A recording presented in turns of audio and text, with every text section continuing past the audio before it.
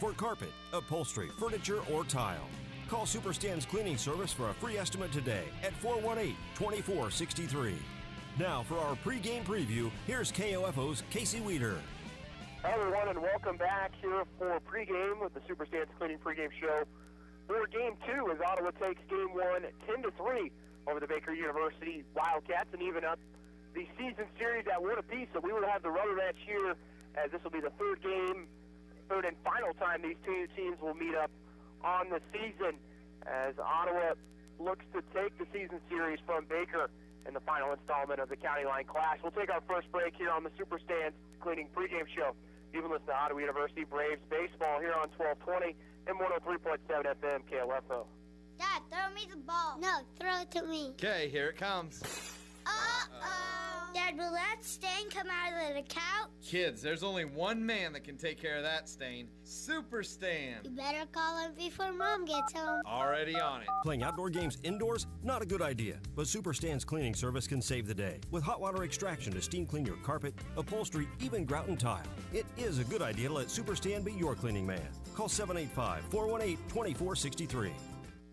Welcome back as we'll give you your starting lineups here for Game 2. We'll start with the Braves, who will be the visiting team again here for the second game. Batting first and playing left field, Jeremiah Ariano. Batting second and playing shortstop will be Kyle Bannister. Batting third, the first baseman, Sheldon Paramore. Batting fourth, the catcher, Elliot Antonetti. Batting fifth, the designated hitter, Nick Dammeyer. Batting sixth, the center fielder, Jordan Hitting. Batting seventh, the second baseman, Reese Skiles. Batting eighth, the third baseman, Julio Planell. And batting ninth, the right fielder, Jacob Sanders. On the mound for the Braves will be Briar Lohr. For Baker, batting first, the center fielder, Zach McAllister. Batting second, the second baseman, Cooper Carlin. Batting third, the designated hitter, Kyle Klomfus. Batting fourth, the first baseman, Martin Radosevich. Batting fifth, the third baseman, Wyatt Logan. Batting sixth, the shortstop, Bailey Patton. Batting seventh, the catcher, Jacob Sula. Batting eighth, the left fielder, Daniel Bryant. And batting ninth, the right fielder, Dylan Prokoff. And on the mound for Baker will be Kendall Fritzel. We'll take another break. You've been listening to Ottawa University Braves baseball on 1220 and 103.7 FM KLFO.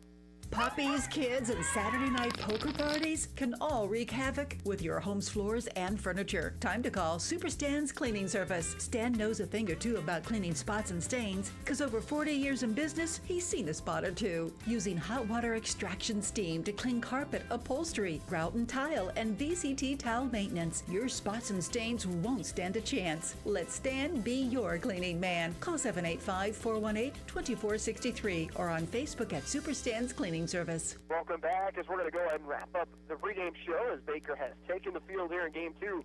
You're listening to Braves Baseball on 1220 and 103.7 FM KLFO. Thank you for listening to the Superstand's Cleaning Service pregame show. First pitch is next. Sports, information, and entertainment in East Central Kansas. KOFO K279CS Ottawa, where keeping you informed comes first.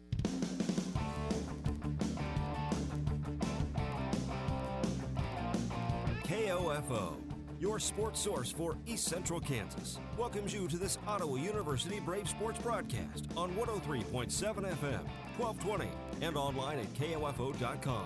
Brought to you by Sutton's Jewelry, Quality Structures Incorporated, Ransom Memorial Health, Ottawa University, Lamb Roberts Funeral Home, and by Kramer Pharmacy, Superstand's Cleaning Service, Kansas State Bank, Constantino's Price Chopper.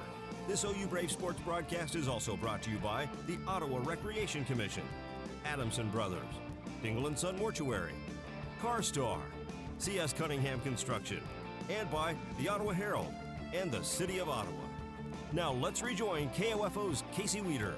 Everyone, and welcome to Sauter Field for Game 2 of the County Line Clash between your Ottawa University Braves and the Baker University Wildcats. I'm joined again by Matt Kincaid as the Braves will face Kendall Fritzel coming in on his third appearance of the season. Only has pitched one inning, Matt, and has an ERA at 27.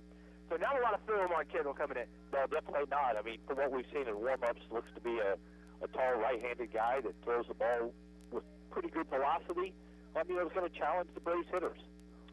as the umpire clears off the plate here. Maybe a little more water they would like in that dirt during pregame, and the clouds have really gathered. But the lights are on here in Baldwin City as Jeremiah Ariano steps in from the left side to get things started for Ottawa. First pitch from Fritzl outside for ball one. A lot of changes, Matt, for Baker here in Game 2. Ottawa going really with the same defensive alignment and maybe a couple changes in the lineup order, but overall still the same look. No, absolutely.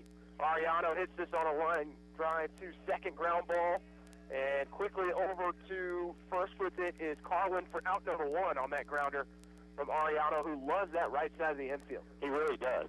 He really does.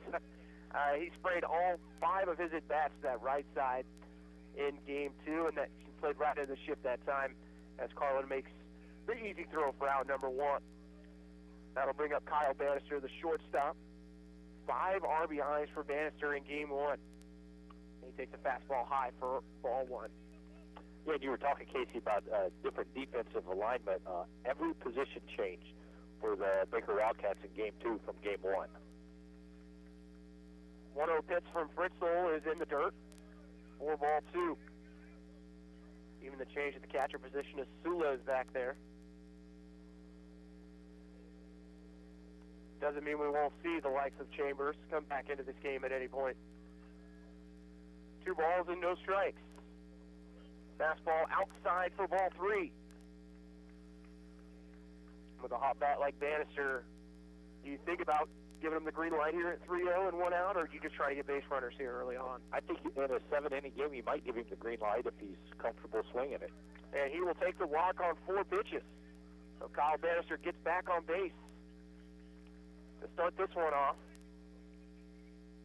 As Ottawa jumped out to a 7-0 lead in the second inning, but weren't able to get runners on in the first, weren't able to bring them in, had runners on the corners with 2 outs and popped up. But you like the fact that Ottawa has been patient at the plate. When we saw them play Friends a couple weekends ago, they were really looking to get after Friends early on. Not sure if it was the type of pitcher they saw, but it just seems tonight they've had a little more patience standing up there.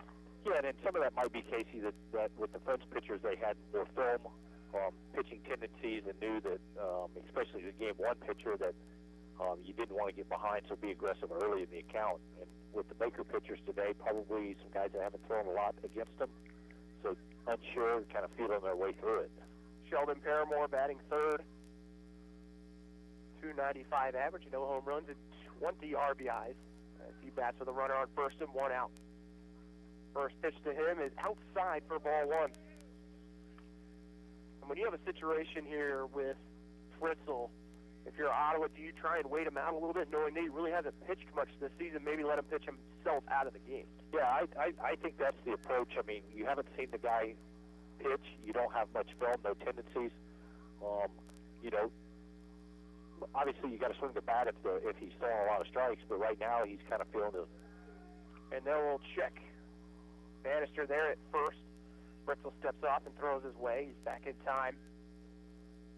Ottawa again wearing the black jerseys, gold numbers, white pants, the black stripe down the side. That's the pinstripe. Baker in the cream pants with the orange jersey, navy blue undershirt. 1-0 pitch, runner going. Good break there as Bannister slides in time.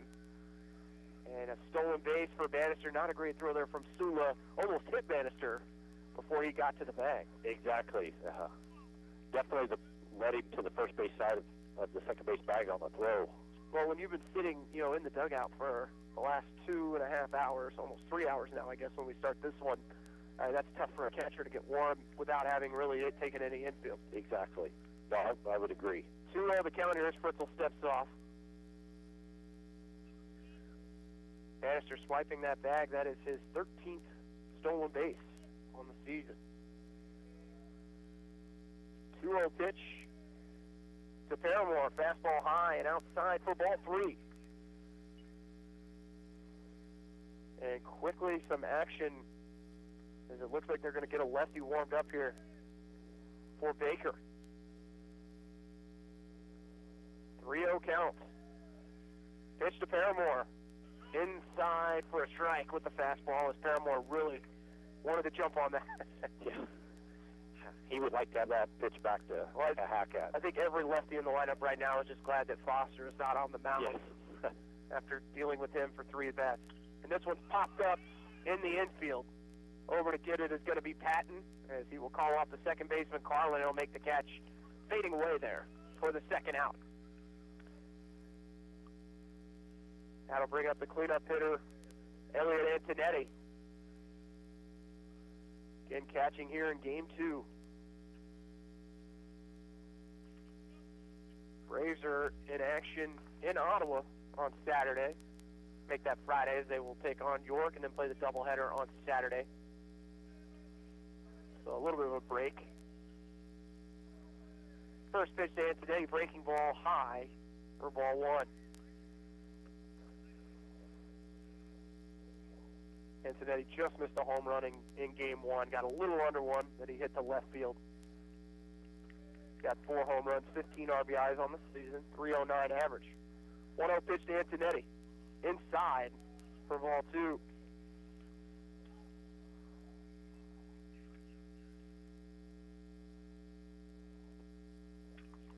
Yeah, Fritzl's, just kind of feeling his way through the inning here. 2-0 pitch here from Fritzl. And this one's hit to center field. Taking some steps back is going to be the center fielder, McAllister, but he'll make the catch for out number 3. Braves, no runs on no hits as we head to the bottom of the first. You're listening to Braves Baseball here on 1220 and 103.7 FM KOFO. Quality Structures Incorporated in Richmond is proud to sponsor this KOFO sports broadcast.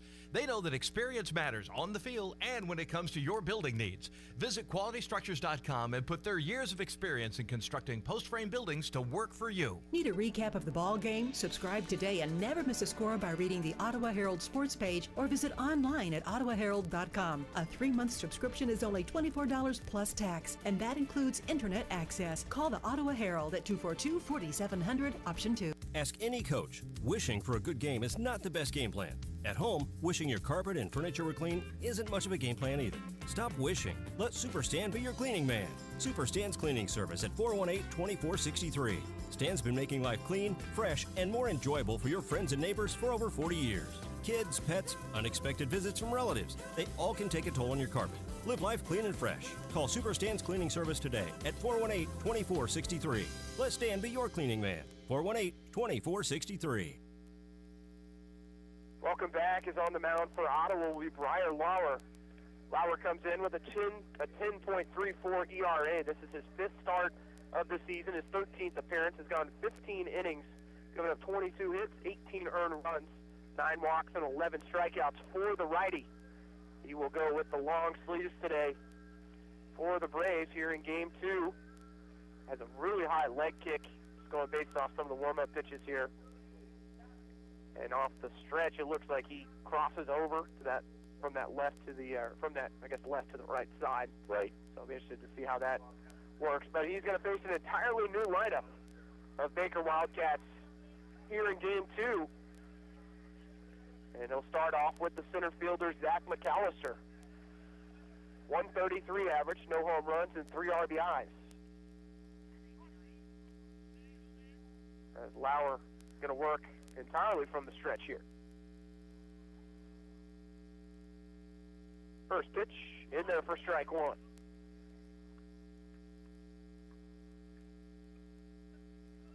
Yeah, he kind of comes set with his left front leg locked out and then brings up more of a high kick.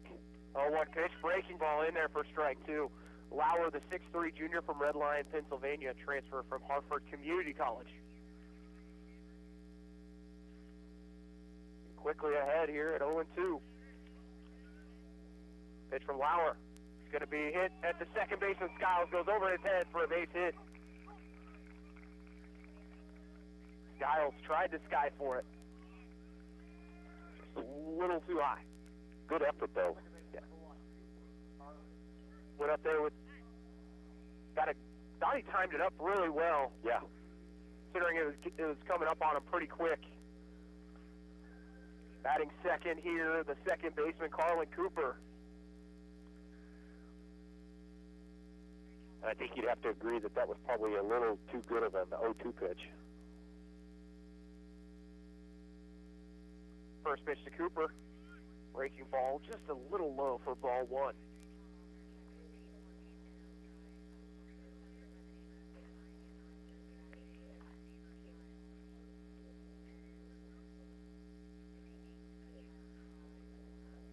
One-0 pitch.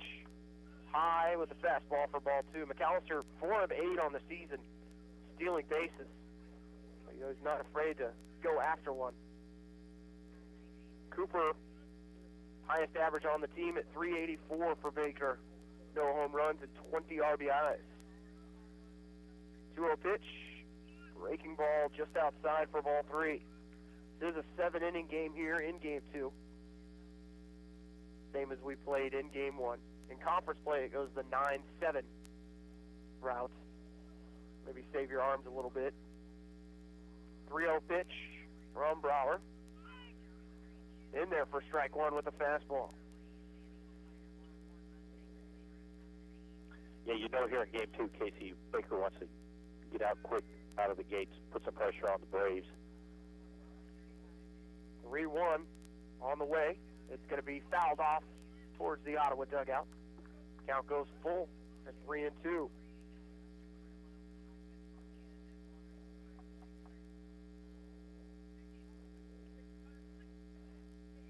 Carlin, the transfer from Pittsburgh State University, originally out of Lawrence, Kansas. Full count, runner going. This one's hit to center. As that is right at hitting, he'll make the catch. Runner quickly back to first base. For out number one. Batting third, the designated hitter, Kyle Klumpfus.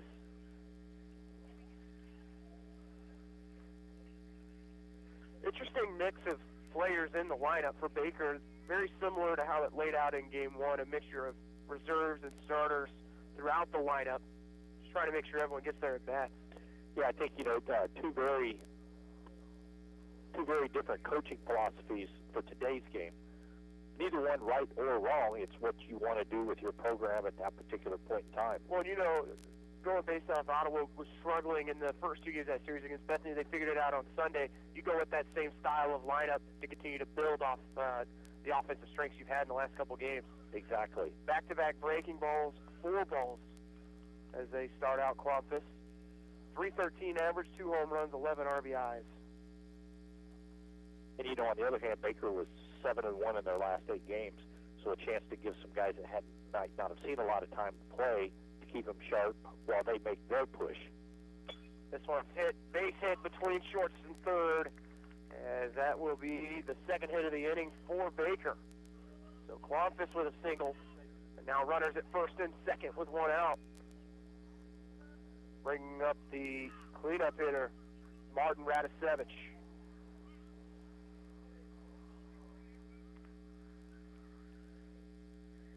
Radisevich, who just missed a grand slam in the 5th inning of game one, comes to the plate. The junior from Kansas City, Missouri, transfer from the University of St. Thomas. He will face Lauer. First pitch, in there for strike one with the fastball. And from our limited viewing of one at bat, looks to be a very dangerous left-handed hitter. Well, 2 home runs, 24 RBIs, 327 average for Radisevich. Count at 0-1. Pitch to Radisevich, breaking ball that almost gets away from Antonetti. Count goes to 1-1.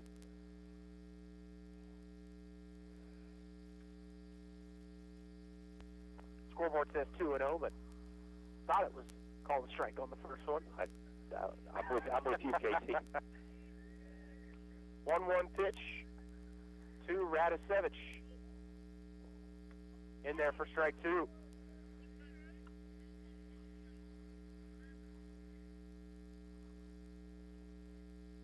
Lauer takes his hand out of his glove and digs back in on the rubber as they do fix the scoreboard here. Bottom of the first inning. Ottawa and Baker Tied at 0. 1-2 pitch. In there for strike 3 as he gets Radosevich looking, who looked to be fooled by that fastball. Yeah, that was a good pitch in a great location. 2 pitches in a row on the outer half of the plate. So Lauer picks up his first strikeout of the afternoon. Make that the evening. First time I can say that all season. Yes. Always had to say afternoon. Now we get to play under the lights. 2 outs with runners on first and second for Baker here in the bottom of the first. They try and pick off the runner at second. And sliding back in is McAllister. We mentioned he's been thrown out stealing 4 times this year, 4 out of 8. So McAllister is good. You have to expect he's going to get some big leads at second. Yep. No, absolutely. And it's good to keep him honest, right? With 2 outs, a lot of runners like to expand their lead with 2 outs, try to score on us, make sure they score on a single. Wyatt Logan at the plate. He takes breaking ball for a strike.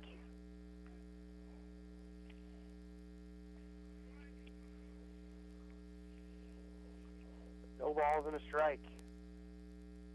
263 average for Wyatt Logan. 1 home run and 24 RBIs.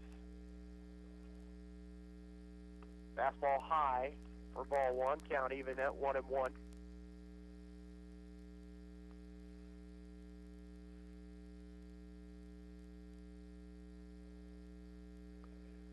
Now even at 1-1. 2 outs here. Lauer giving up a couple singles. Runners at first and second. 1-1 pitch from Lauer. In the dirt for ball 2 as Antonetti snagged it. Yeah, Lauer's keeping everything down in the zone. Attacking the bottom part. Looking for the ground ball.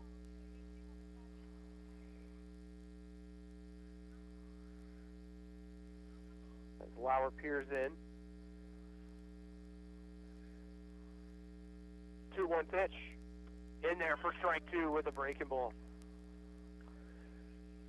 I really like the breaking pitch that Lauer's throwing. It's a nice, tight, downward movement on that curveball. Count is at 2-2. And it's late movement, too. That's the key piece. Late downward movement. And he's working the outside part of the plate, too. 2-2 pitch from Lauer. In the dirt for ball 3 with the fastball. Trying to get Logan to go after one. He stays put, and the count is full with 2 outs. Everybody moving here. Start the carousel. Logan choking up on the bat here with 2 strikes. 3-2 pitch. Popped up. And Paramore at first base. Looking for it. Makes the grab in foul territory for the 3rd out. So no runs on 2 hits for Baker as we head to the top of the 2nd. You're listening to Braves Baseball on 1220 and 103.7 FM KOFO. This is Chase Dingle of Dingle & Son Mortuary. I recently joined my father in business, and I am looking forward to working with families in Miami and Franklin County. Lewisburg will be my home base, and I am eager to make friends and meet the neighbors. Dingle & Son Mortuary, 785-242-2323. You can just about hear that cold Kansas winter wind blowing, and you're going to want to make sure your heater is working this winter. The best way to do that is call the pros at Adamson Brothers at 785-242-9273. Adamson Brothers Heating and Cooling, maintaining your comfort for over 30 years. America is kept safe because the Army National Guard responds, protects, and supports our nation when it needs them most. The Army National Guard responds to disasters such as wildfires and floods. They protect us with missile defense, cybersecurity, and civilian support teams for chemical, biological, and radiological hazards. Be there for your community and your country. Visit NationalGuard.com to learn more about part-time service. Sponsored by the Kansas Army National Guard. Aired by the Kansas Association of Broadcasters and this station. Welcome back as neither team able to score in the 1st inning of this Game 2 contest between Ottawa and Baker. And Matt, a lot of credit to both pitchers able to work through not really a jam for Fritzl, but maybe just a mental jam of having that 27 ERA. Right. That's a big number to have next to those 3 letters. And to come out and get 3 out of 4 batters early on is pretty impressive for him. And then the same can be said for Brian Lauer. Yeah, no, exactly. You can see the pitchers kind of settle into a little bit of a groove, get into a rhythm. find their stride, if you will. And that's really the key, for somebody like Fritzl, who hasn't thrown a lot of innings, just get comfortable on the mound. Nick Danmeyer leads it off for Ottawa here in the top of the second. He hits one off another cue shot there. We've definitely seen a lot of the Ottawa hitters have cue balls off the end of the bat today. Danmeyer 210 average, no home runs, 10 RBIs. 0-1 pitch, breaking ball. That's going to be hit foul. Long run by the right fielder. It is going to drop in front of him as Prokop unable to make the play. There is quite a bit of foul territory down both sides here. I mean, it's not Oakland Coliseum big, but enough to where you can make a play. Yes, you can't fit another stadium in the foul territory. Danmeyer behind at 0-2. He is a designated hitter today. His batters 5, 6, and 7 will face Fritzl. Another one hit down the line, foul. Another long run for Prokop, and does not make the grab as they both went into the fence there. Long run from Prokop along with Carlin at second base. As we have the catcher giving direction right in front of us. You could hear that on your mic. I was hoping he was going to tell us if he caught it. Right. So I guess we would have heard a little bit of a celebration. So the count at 0-2. Yeah, I think foul territory here compared to Alumni Park is definitely larger, but not extremely large. Well, and then you also have the bullpens outside of that kind of brings in a little bit more play. Right. No balls and 2 strikes to Danmeyer. Breaking ball outside for ball 1. Tough break there for Fritzl as the gun shoots off at the track meet as he delivers that pitch. And he looks at his shortstop with a smile at Patton. Yes. Laughing that one off as he almost tried to stop himself mid-pitch.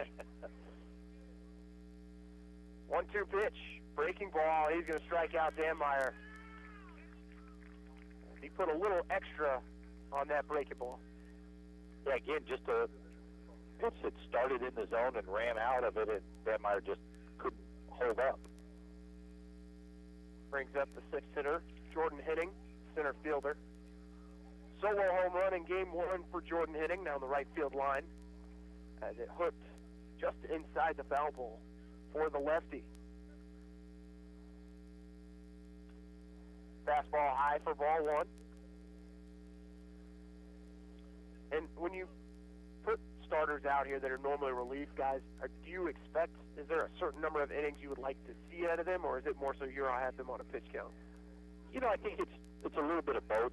Fastball low here for ball 2. If you're a long reliever that's getting a start, then you can obviously throw a few more pitches. If you're a mid-relief guy that's normally an inning or a couple innings at most, the coach is going to probably have a pitch count closer to 50, 60 pitches for you. 2-0 pitch up and high with the fastball for ball 3.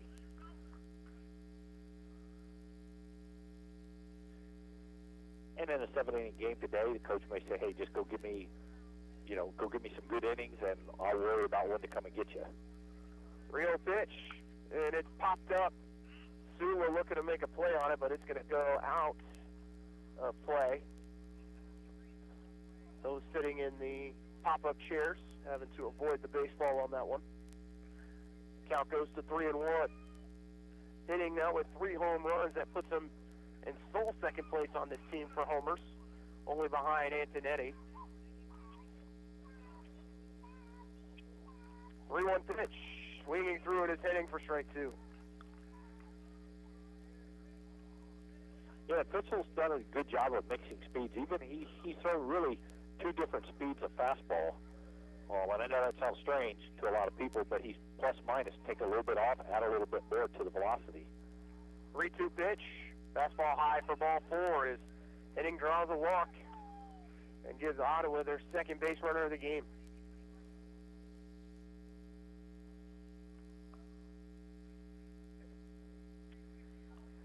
As Reese Skiles will dig in from the right side. That's the 5'8 junior from Olathe. Gets the start here in game 2 as he did in game 1.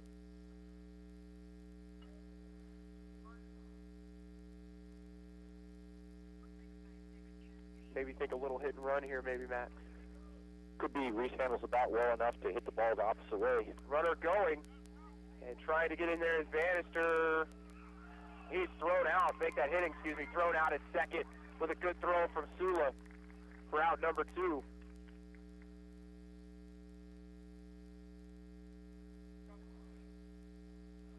Hitting to that point was 4 of 6 on the season. They get 4 of 7, so now the base is empty, giving Skiles the opportunity to swing for the fences. 0-1 pitch. High. Count goes to 1-1. And it seems like it never fails. That Reese will come through with a base hit here. That's right. Exactly right. 1-1 pitch. Fastball low for ball 2. Counted 2-1.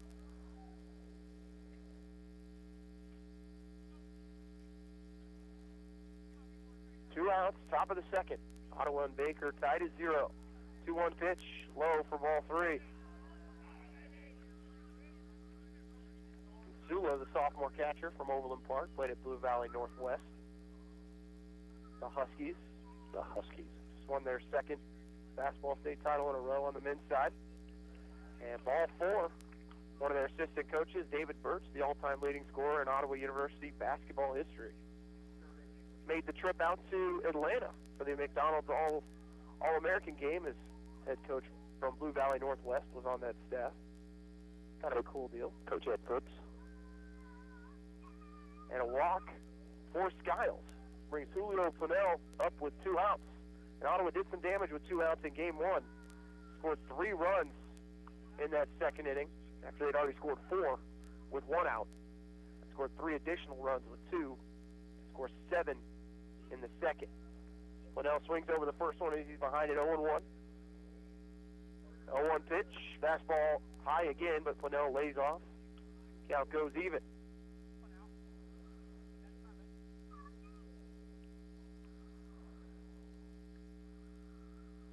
Skiles. It's a good lead over at first base. 1-1 pitch. High again with the fastball. You know, what we've seen today, Casey, so far is that the Baker pitchers, as a general rule, have really been bothered with Braves base runners. When they've been on base, they've rushed their pitches to the plate and not been in the zone as much. 2-1 pitch. Purnell hits this one down the line, and it is going to be called foul and just missed going over the top of the bag. It was close. And maybe if you have a third man in the crew, you might have a better view, but the umpire was up and out of his stance pretty quick, so I'm going to go with him on that one. I know we're right down the line. The only time the broadcaster would have a better view, you know. 2-2 count, 2 outs. Pitch on the way to Purnell, breaking ball high for ball 3. The count is full, so Skiles will be going on this pitch. And unfortunately, most of the players on the field don't care what we say. They do not, if at all. We do not get a say. 3-2 to Purnell. Skiles on the run. This one's poked to right field. Takes a couple steps back. Is Prokop. They'll make the catch for the 3rd out. No runs on.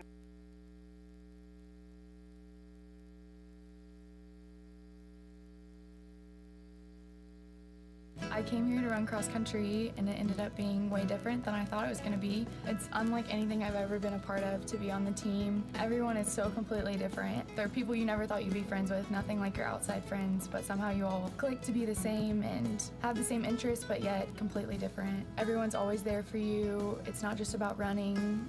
Friendships and families like they're your siblings when you're away from home. That's what it means to be a part of the Braves cross country and track team. To be a family. Be a Brave. Visit ottawa.edu. KOFO is your home for Kansas City Royals baseball in East Central Kansas. Whether it's at the K or away, you can hear all the action in 2019 on 103.7 FM and 1220. Brought to you by our title sponsor, State Farm Insurance Agent Ryan Disbro in Garnett, and our many game sponsors who make the broadcast possible. We encourage you to visit these fine merchants who know what it means to be always royal.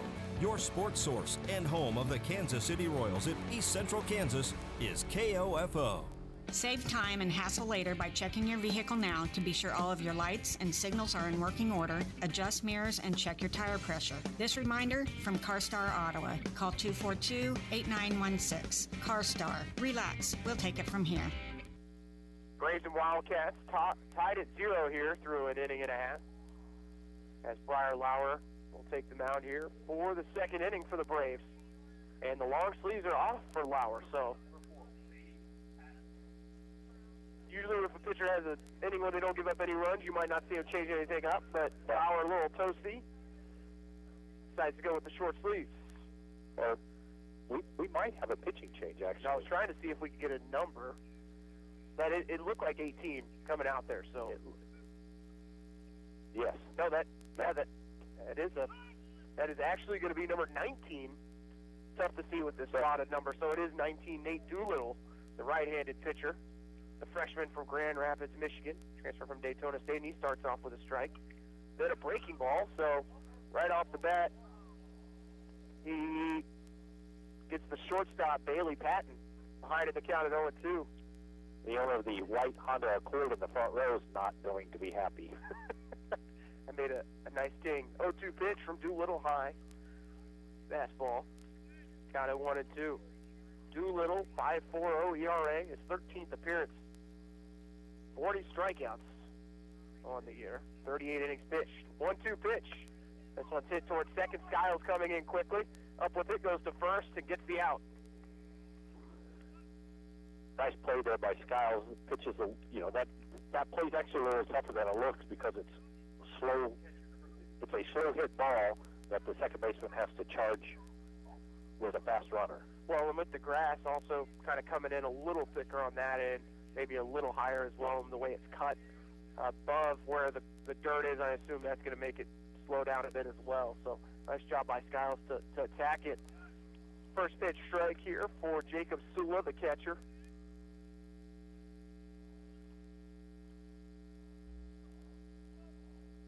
One out here in the bottom of the second inning. Still no score between Ottawa and Baker. Fastball inside on Sula. The count goes even at 1-1.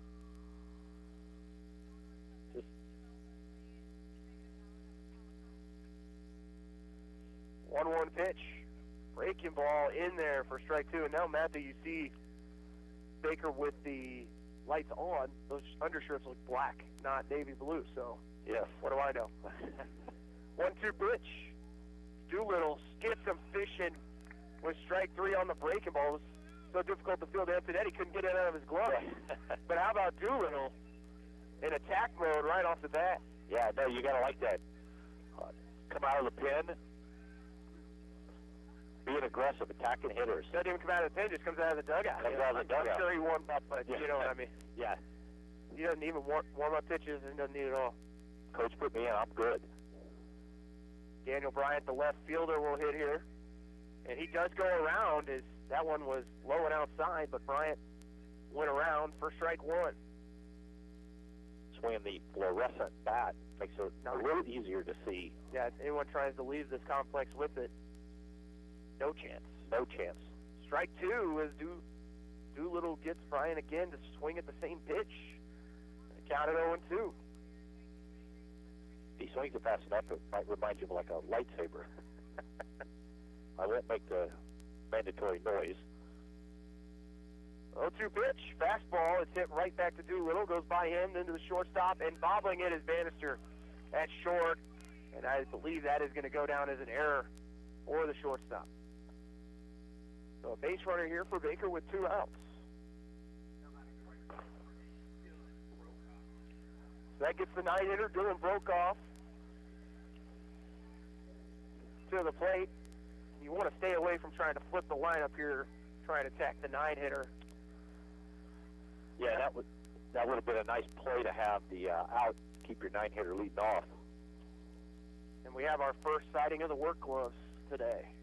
Yes. Fastball outside. Antonetti bobbles it just a bit, but able to recover. Keep the runner at first. Prokop, .095 average. No home runs, no RBIs on the year. He is ahead in the count here at 1-0. Facing Nate Doolittle. 1-0 pitch from Doolittle. Breaking ball. Kind of went with the slider that time. Counted 2-0.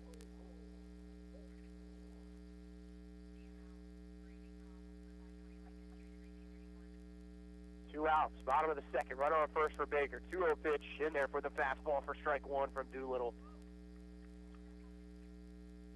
We have this game going on, and then we have the softball game going on to our left between Baker and Missouri Valley. 2 balls and a strike. This one pops straight up in the air, and it's going to get over the top of us. Is it going to catch one of the buses? It is. It is. Caught the Missouri Valley bus. Count even at 2-2.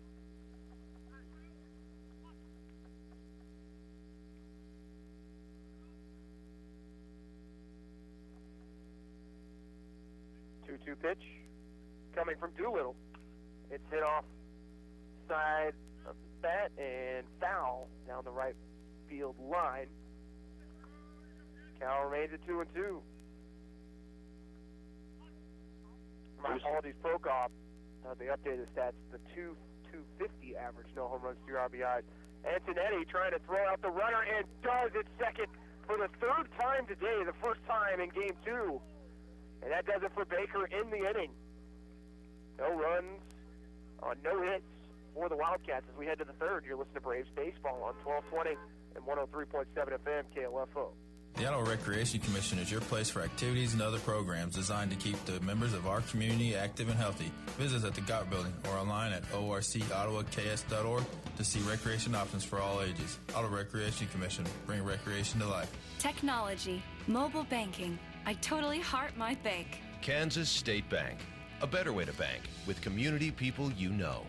Member FDIC, equal housing lender. KOFO and State Farm agent Ryan Disbro are at it again, sending you to the K to see the Kansas City Royals this season. To win tickets, register at Ryan's State Farm office at 504 Redbud Avenue in Garnett. And you could be there to see the Royals host the Cleveland Indians on Saturday night. We'll announce the winner on Thursday during the Brad Howard Early Morning Show. Merrifield lines one up the right field line. That is a fair ball.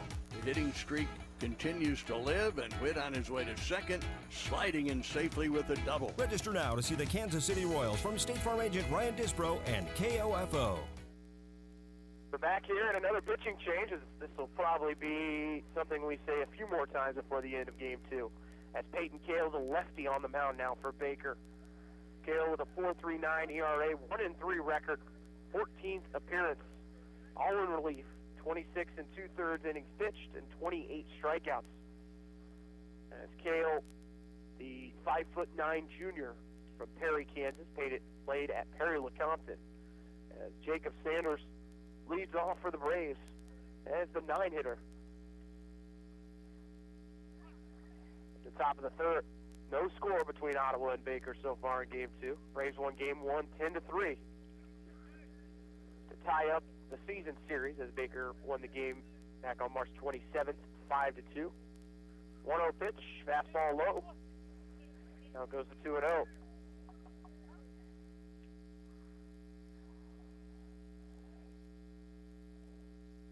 Pitch, outside, just outside for ball 3.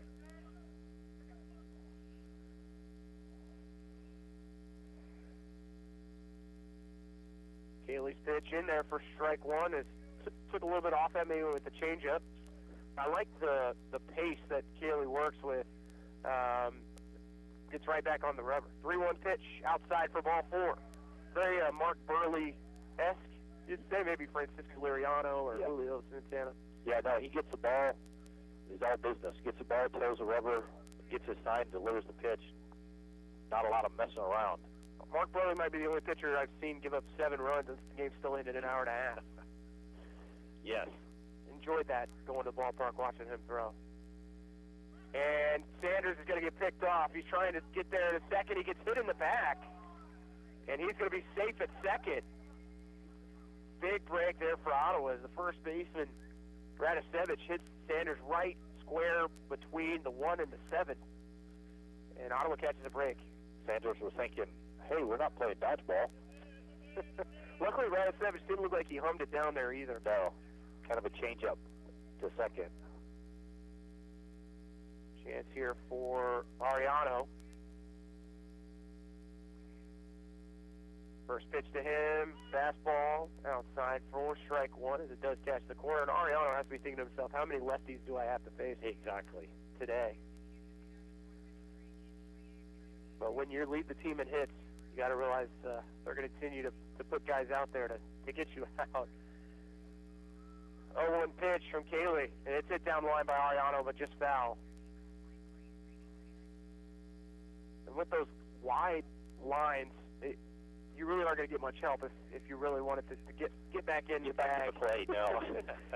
Once it's outside, it's not coming back. Yeah, it would take something special. Ariano behind here at 0-2. Runner at second for Ottawa, no outs here in the top of the third, no score.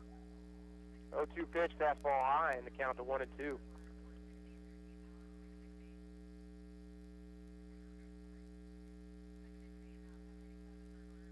Ariano, 377 average, no home runs and 10 RBIs this season.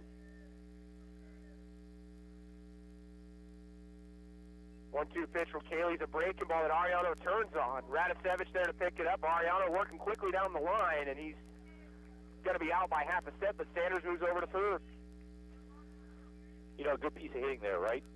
Get the ball to the first baseman, advance the runner, helps your teammate have a chance to drive him in here. Kyle Bannister, probably the one player you want, maybe a couple guys on this team after game one, but Bannister with 5 RBIs in game one, going to get to potentially add to his total here. As he faces Kaylee. First pitch of the at-bat is a fastball on the outside corner as the catcher Sula tried to frame a couple seconds after. Bannister up to 336 on the average. No home runs, 26 RBIs. 1-0 pitch. Fastball in there right at the belt for strike one. Yeah, I think Bannister would like to have had that pitch back.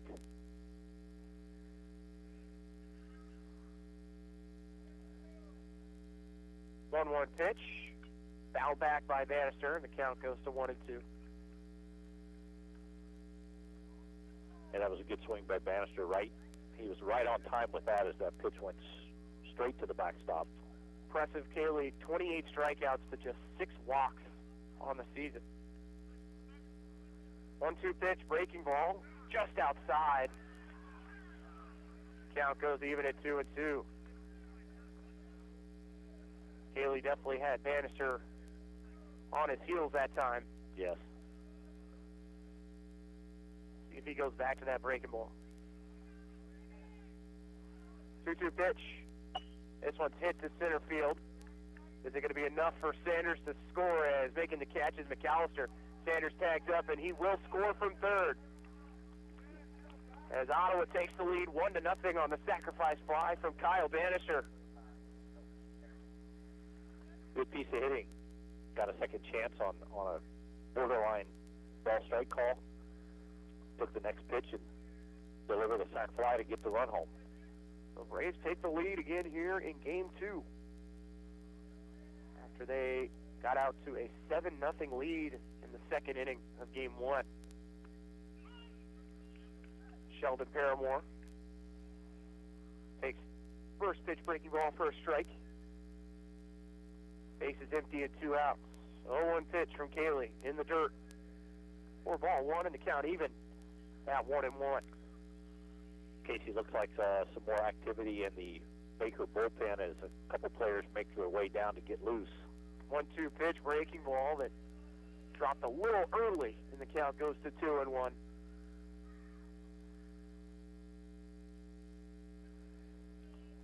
Two-one pitch from Kaylee inside with the fastball for ball 3.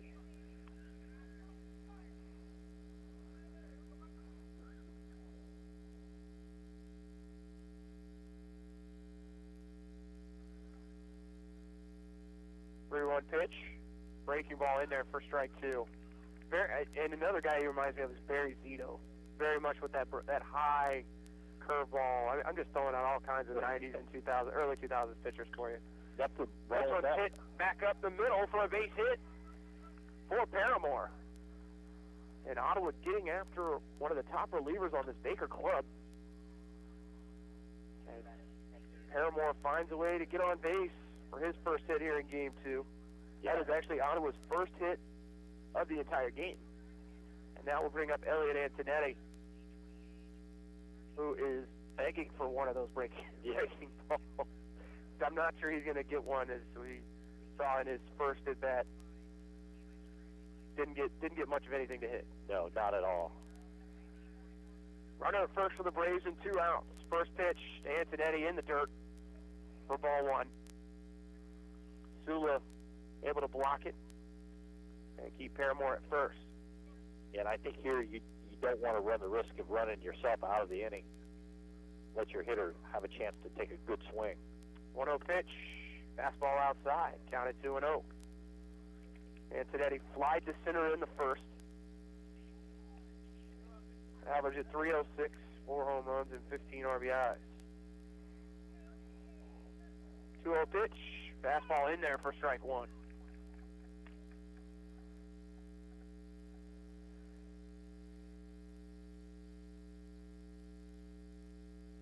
Short lead for Paramore.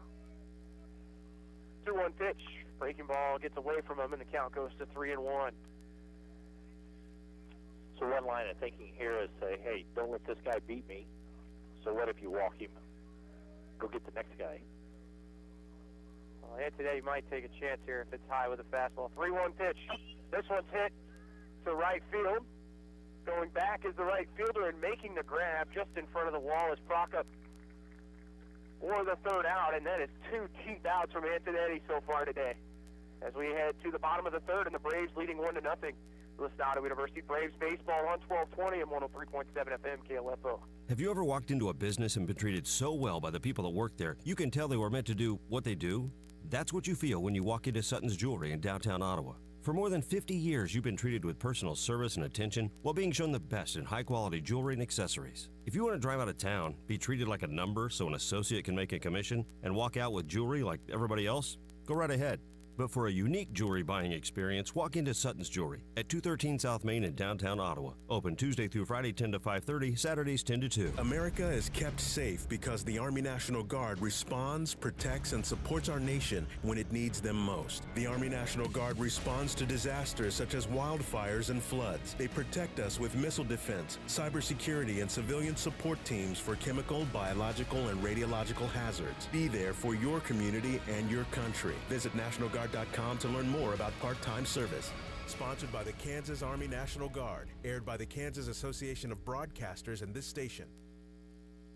Nate Doolittle starts his second inning of relief here for the Braves, as he worked through a pretty quick second inning.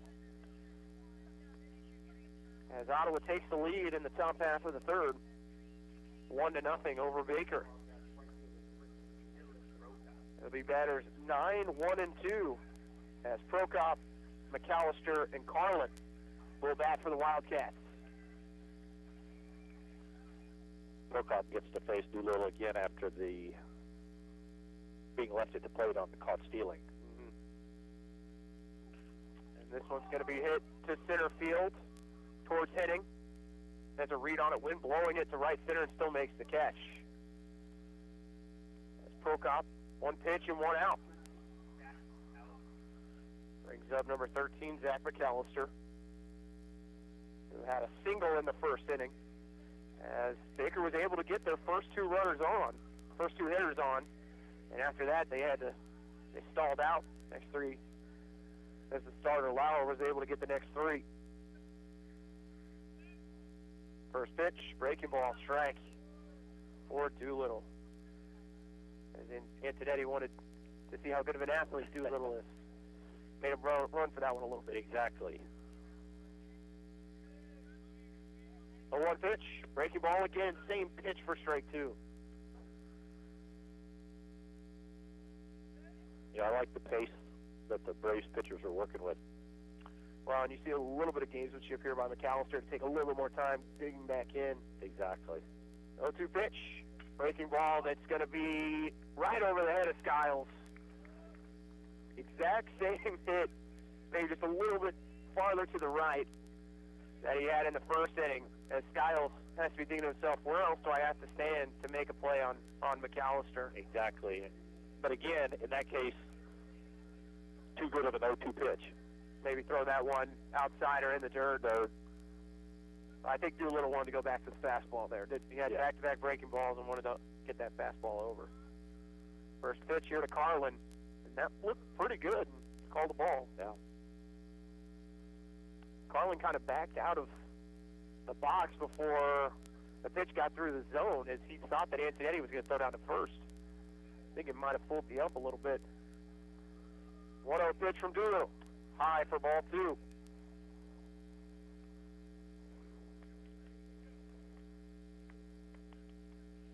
Doolittle taking his time here. Gather himself. He's behind in the count at 2-0. Runner at first for Baker, 1 out in the bottom of the third. Ottawa leading 1-0. 2-0 pitch.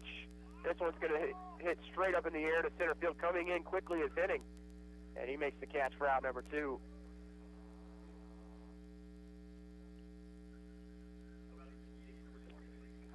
Yeah, when the ball was hit, I thought that the ball was hit more into the left center field, but it was actually ended up being really more straight away. Brings up the 3-hitter, Kyle Klomfus. He hits here with 2 outs and a runner on first. The bottom of the third. Doolittle's breaking ball again. Starts in the middle of the plate and just works off to that right side to these right-handed hitters. Klomfus attended to Lathan Northwest, a former Raven. Breaking ball that ties him up for strike 2. Also, former Ottawa football great, C.J. Krug, and his father, John Krug, who also played at Ottawa. 0-2 count. Runner going. Antonetti looking to throw another runner out, and he does, as they continue to toss the arm of Elliot Antonetti.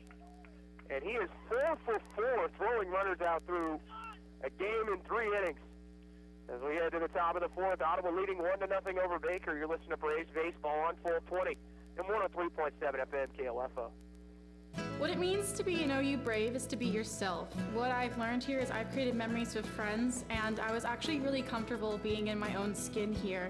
Everybody has their own personality, and we're all unique here, just trying to live significant lives. And I think I'm going to leave here with an imprint that will last forever and that I can hold on to and look back at and laugh at and see that I not only learned something, but I created friendships and memories that will always stick with me. That's what it means to be brave, to be yourself. Be a Brave. Visit ottawa.edu. KOFO is your home for Kansas City Royals baseball in East Central Kansas. Whether it's at the K or away, you can hear all the action in 2019 on 103.7 FM and 1220. Brought to you by our title sponsor, State Farm Insurance Agent Ryan Disbro in Garnett, and our mini game sponsors who make the broadcast possible. We encourage you to visit these fine merchants who know what it means to be always royal. Your sports source and home of the Kansas City Royals in East Central Kansas is KOFO.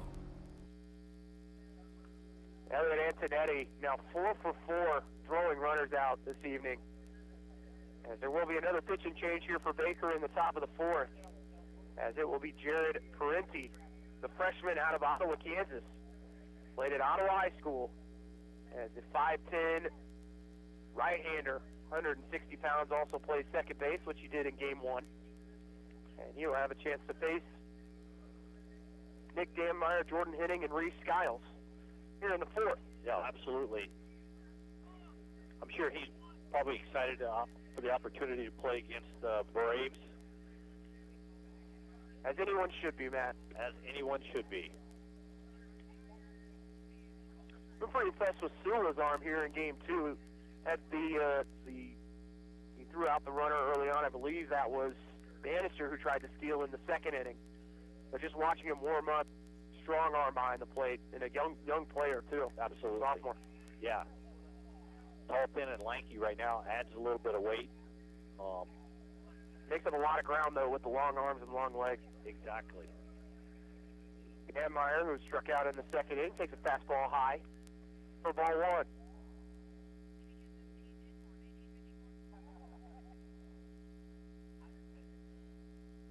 1-0 pitch. Fastball is going to be hit towards center field. Long run for the center fielder. Kind of misjudged it, but does make the play over the left shoulder. There's McAllister for the first out. Some of the hits that the Braves had in Game 1, same type of contact, just put in different spots. It's just crazy how much the game changes. Exactly. When you have the momentum on your side.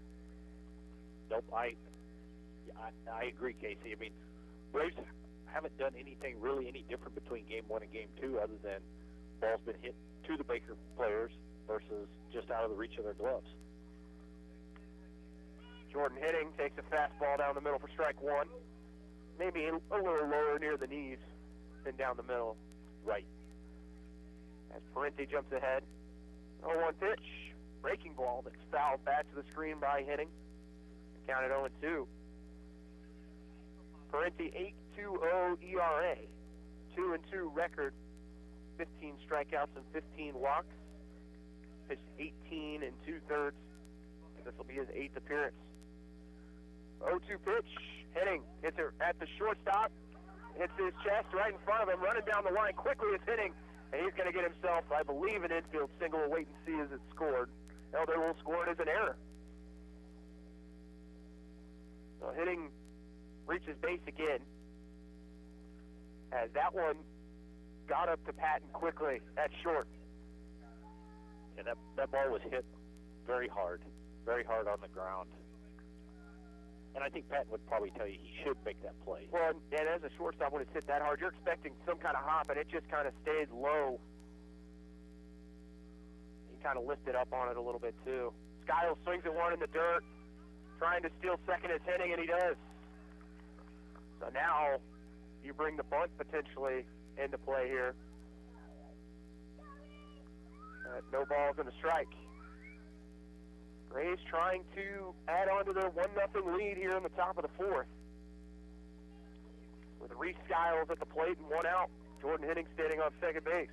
Yeah, they definitely want to keep the pressure on here.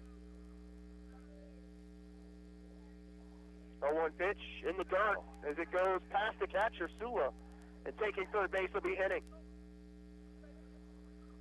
And the one time that it doesn't carry him off the concrete wall, it goes into the net and just dies right in front of that concrete wall.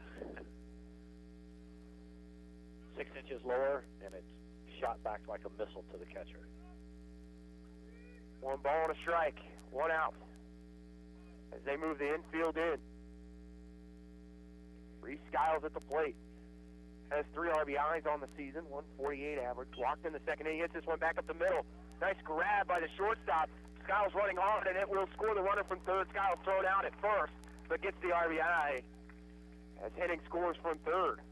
As the wild pitch comes back to bite Baker. As Hitting able to score from third. Yeah, no. Good play by the shortstop to make a diving play on a drawn-in infield, but again, you know, Skiles does his job and gets the ball in play and gets the run home. Flanell with the bases empty and 2 outs. That one in the dirt for ball 1.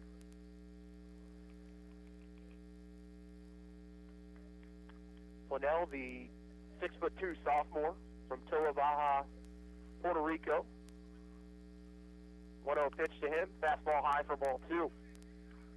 Transfer from Cuyahoga Community College. Easy for you to say, Casey. Yeah.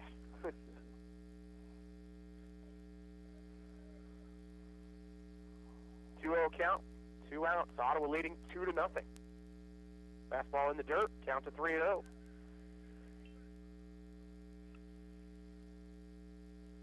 The wind has dropped a little bit, but so has the temperature. Yes. Still very comfortable at the ballpark. Starting to regret not wearing longer pants. Fastball low in the dirt for ball 4 as Flanell takes his base on 4 pitches. And maybe probably should have gone with the jeans like you did, but I didn't want to sweat it out through game 1. So the Braves will just have to generate energy. That's right. The excitement. Keep the heat going. So Sanders looking to keep the 2-out rally going here for the Braves as Flanell now on first.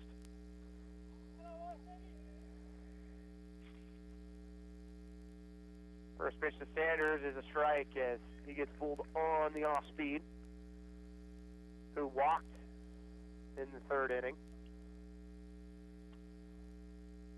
Ended up scoring the run that gave Ottawa the lead in the third.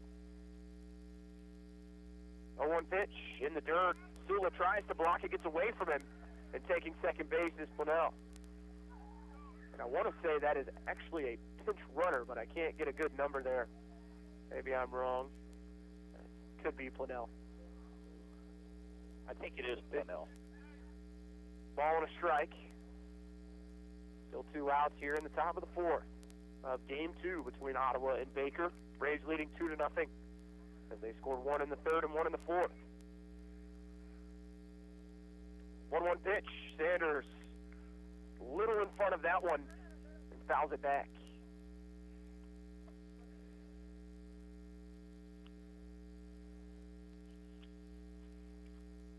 Counted 1-2. Sanders against Parenti.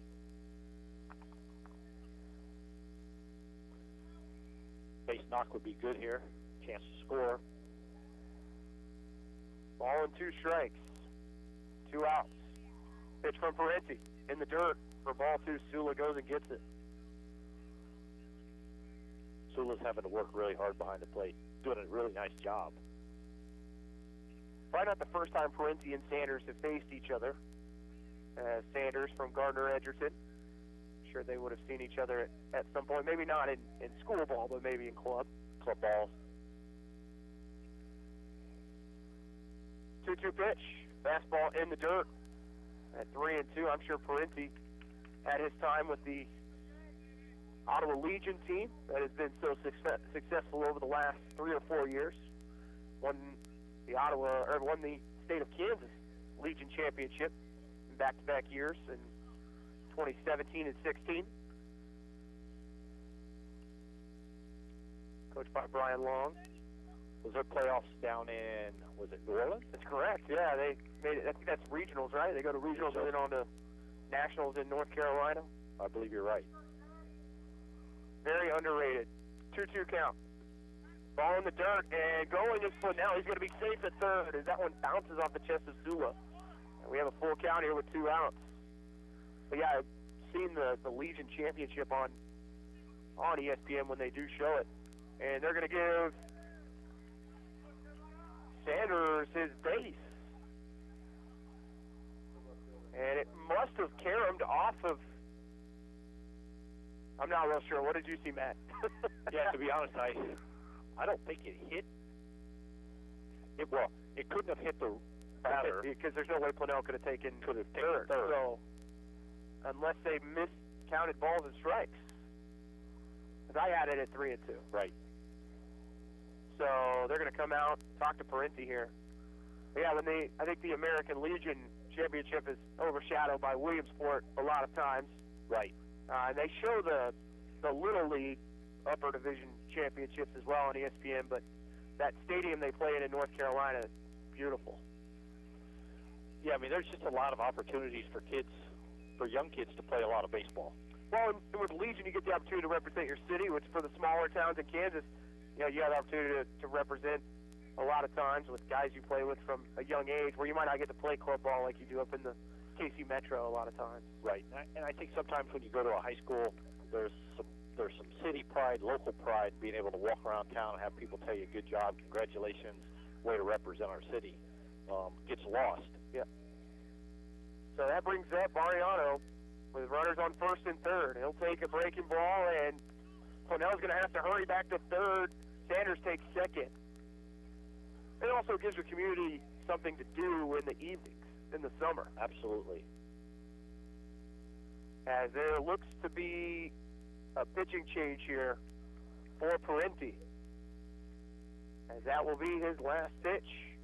So we will take a break. Braves leading 2-0 and threatening here with 2 outs in the top of the fourth. You're listening to Braves Baseball on 1220 and 103.7 FM KLFO.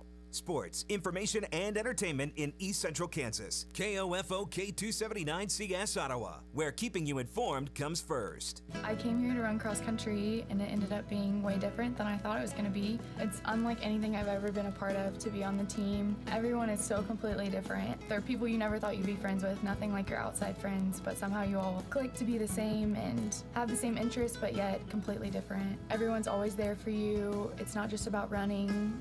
Friendships and families, like they're your siblings when you're away from home. That's what it means to be a part of the Braves cross country and track team, to be a family. Be a Brave. Visit ottawa.edu. KOFO and State Farm agent Ryan Disbro are at it again, sending you to the K to see the Kansas City Royals this season. To win tickets, register at Ryan's State Farm office at 504 Redbud Avenue in Garnett. And you could be there to see the Royals host the Cleveland Indians on Saturday night. We'll announce the winner on Thursday during the Brad Howard Early Morning Show. Merrifield lines one up the right field line. That is a fair ball. The hitting streak continues to live, and Witt on his way to second, sliding in safely with a double. Register now to see the Kansas City Royals from State Farm agent Ryan Disbro and KOFO. Now on the mound for the Wildcats will be Jace Johns. Johns a 10.45 ERA for the righty, as he comes in with a 1-1 record, his 10th appearance of the year. He's thrown 10 innings and has had 8 strikeouts. A submariner, a low sidearm guy here, Casey. John's a junior, or make that a sophomore, from Olathe, Kansas, played at Olathe Northwest, as he is a right-handed pitcher. As they bring in the righty to face the lefty Ariano, who I'm sure is very excited. Maybe not so much to face the submarine, but hey, it's a right-handed pitcher. It's a right-handed pitcher. Ariano grounded to second in the first inning and then grounded to first in the third.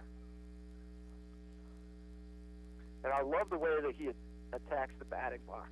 Not a lot of guys get real excited to get into the box. Ariano almost on like a full jog or trot, I would say. He sprints to the plate. He's excited to hit. It brings just a certain demeanor to the way he plays. 1 ball and no strikes, 2 outs. Johns chased over for Parenti. And Ariano fouls it back to the left side as the count goes even at 1-1. I think as darkness has set in, Casey, we can safely say the javelin throwing behind the left field fence has ended for the evening. 1-1 pitch. Ariano fouls it in the exact same spot one more time, and he's behind at 1-2. I'm not seeing the glow-in-the-dark javelin. Thank goodness. Thank goodness for that. They got the finals over with, and just in time. Just in time. 1-2 pitch. Ariano, he's going to strike out. To end the inning, as Johns comes in and does his job, Ottawa leaves 2 runners on. But they score 1 and lead 2-0 as we head to the bottom of the 4th inning. You're listening to Braves Baseball on 1220 and 103.7 FM KLFO. Dad, throw me the ball. No, throw it to me. Okay, here it comes. Uh-oh. Dad, will that stain come out of the couch? Kids, there's only one man that can take care of that stain. Super Stan. You better call him before Mom gets home. Already on it. Playing outdoor games indoors? Not a good idea. But Super Stan's cleaning service can save the day. With hot water extraction to steam clean your carpet, upholstery, even grout and tile. It is a good idea to let Super Stan be your cleaning man. Call 785-418-2463. America is kept safe because the Army National Guard responds, protects, and supports our nation when it needs them most. The Army National Guard responds to disasters such as wildfires and floods. They protect us with missile defense, cybersecurity, and civilian support teams for chemical, biological, and radiological hazards. Be there for your community and your country. Visit NationalGuard.com to learn more about part-time service. Sponsored by the Kansas Army National Guard. Aired by the Kansas Association of Broadcasters and this station. Doolittle out there for the bottom of the 4th inning for the Braves. So far in his 2 innings, he's given up 1 hit and has 1 strikeout. Thrown a total of 27 pitches.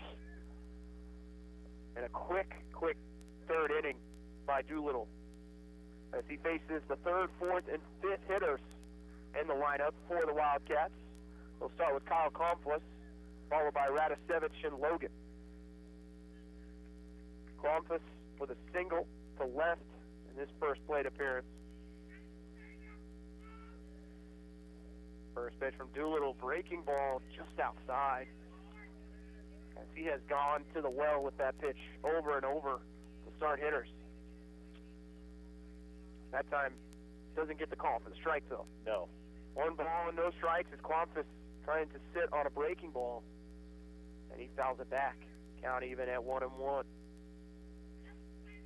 And he's been very effective with his breaking pitch, been able to locate it.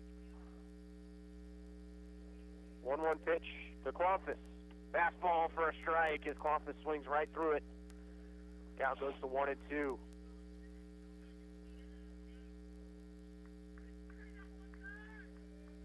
Doolittle, just a freshman, Matt. 1-2 pitch. Fastball that deflects off of Antonetti, and then not sure if it might have caught the inside of his leg. He's going to walk it off a little bit. Talking to the coaches. As the umpire is going to give him some time to recover. The umpire asks him how he's feeling. He's doing better, I'm sure, Blue. The interaction between the umpire and the catcher many times is very personal. And unique. It's a unique relationship they share. 1-2 pitch. Breaking ball that Clomphus swings over one more time, and Doolittle gets his second strikeout of the game. It's a really nice breaking pitch. He actually went to the upper half of the zone with that breaking ball, but it was so tight that Clomphus just didn't have a chance against it. That brings up the cleanup hitter, Radicevich. And it's hit right back up the middle, right past Skiles for the base hit. And if every part of the jersey isn't dirty for Reese Skiles by the end of this game, I will be shocked, as he has been diving all over trying to make plays, and it just eludes his glove. You know, I think if he had one of the go-go gadget arm, he might have had an opportunity for that, but just out of his reach. So Radicevich, again, just finding ways to get after Braves pitchers.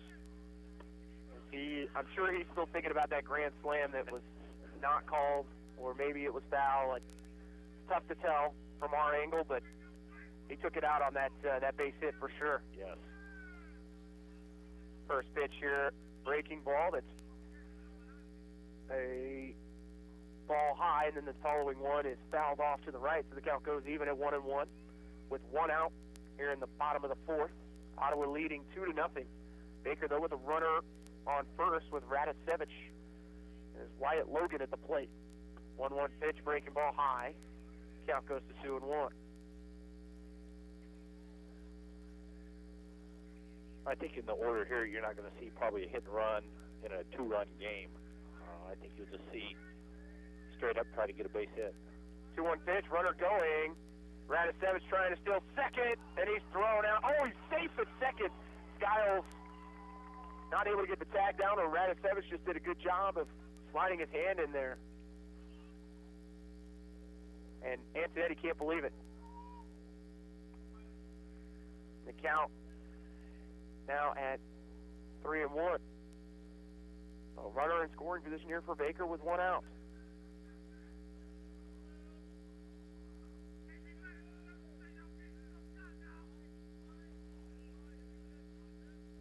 Three-one pitch. In there for strike two, and the count goes full.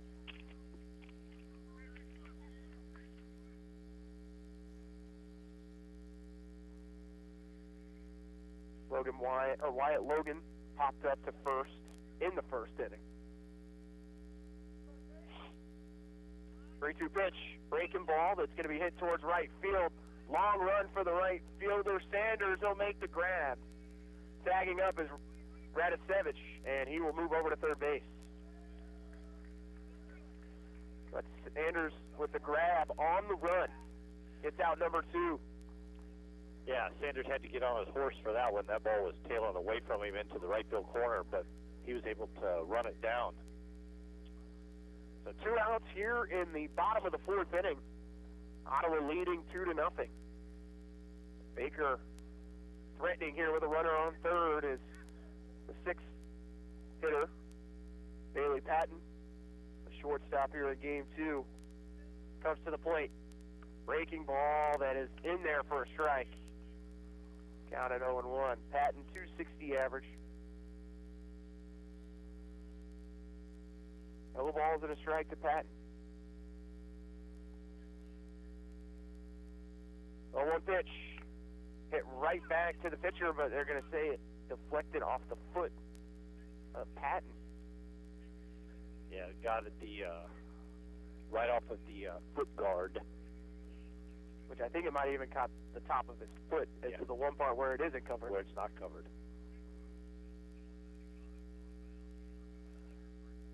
0-2 count for Doolittle as he faces Patton.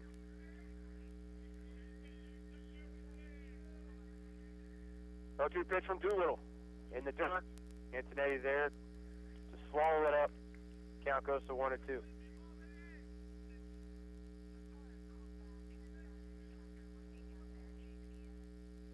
Definitely a better 0-2 pitch there. Patton grounded to second in the second inning.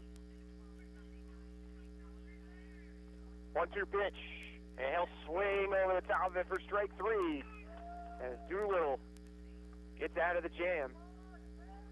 And we head to the top of the 5th. Ottawa leading 2-0. You listen to Braves Baseball on 1220 and 103.7 FM KOFO. This is Eric Price, Funeral Director at Lamb Roberts Funeral Home in Ottawa, Baldwin City, and Overbrook. We're proud to be involved in the communities we serve and support the youth of today because they're our leaders for tomorrow. Lamb Roberts Funeral Home, providing compassionate care when you need it most. Need a recap of the ball game? Subscribe today and never miss a score by reading the Ottawa Herald sports page or visit online at ottawaherald.com. A 3-month subscription is only $24 plus tax, and that includes internet access. Call the Ottawa Herald at 242-4700, option 2. KOFO is your home for Kansas City Royals baseball in East Central Kansas. Whether it's at the K or away, you can hear all the action in 2019 on 103.7 FM and 1220. Brought to you by our title sponsor, State Farm Insurance Agent Ryan Disbro in Garnett, and our mini game sponsors who make the broadcast possible. We encourage you to visit these fine merchants who know what it means to be always royal. Your sports source and home of the Kansas City Royals in East Central Kansas is KOFO. Welcome back for the top of the 5th inning. Ottawa leading 2-0 over Baker here in game 2 as the Braves got the win in game 1, 10-3. As the Braves hitters 2, 3, and 4 come to the plate of Bannister, Paramore, and Antonetti to face Johns, who came in to get the final out of the 4th inning and struck out Antonetti on 3 pitches. Yeah, I think the Braves hitters just need to sit back and take middle away here against the side armor. First pitch, going to be cued up the middle. Running hard is going to be Bannister, and he is going to be out by just about half a foot at first. Little jam shot there that managed to get in the hole, but didn't have enough on it. No, just kind of fisted it out there. Tough play, but a good play by the second baseman to come and get it and throw across his body. Brings up the first baseman, Sheldon Paramore.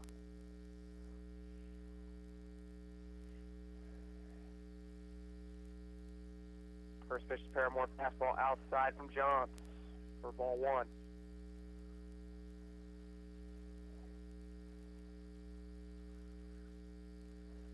One oh the count, 1 out here in the top of the 5th. Braves leading as Johns able to get a fastball in there for strike 1.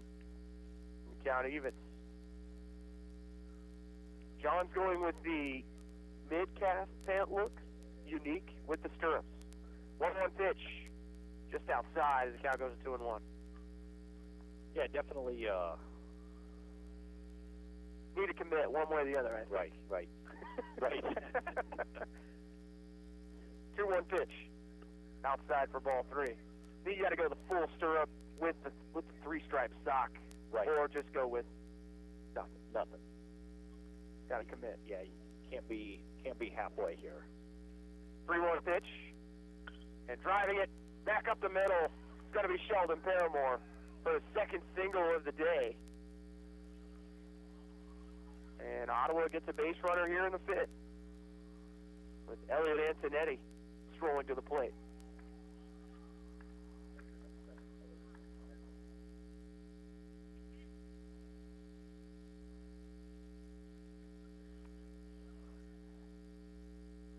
And I would expect we would see a nice dose of breaking pitches on the outer half of the plate here, if any part of the plate, to Antonetti. I would agree. The few pitches he's been able to get today, he has driven, just hasn't been able to get it out of the ballpark. Hit it to the warning track twice. And another time just in front of the warning track. First pitch is low for ball one, as Paramore stands on first with one out here in the fifth. And the defense is aligned to play him pretty much straight up in the outfield, so no shifts. They try and pick off Paramore at first. He slides back in time.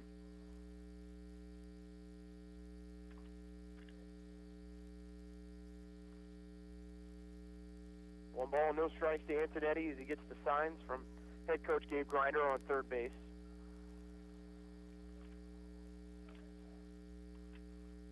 Better try and pick off Paramore one more time.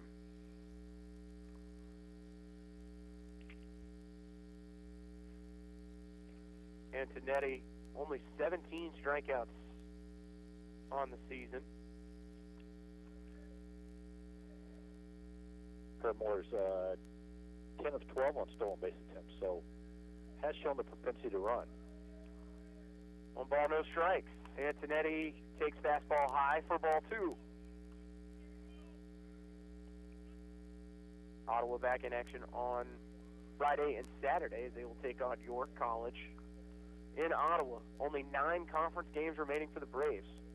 Currently find themselves outside of the top 6 in the KCAC. They are currently in 9th at 9-15. 2-0 pitch is in there for a fastball.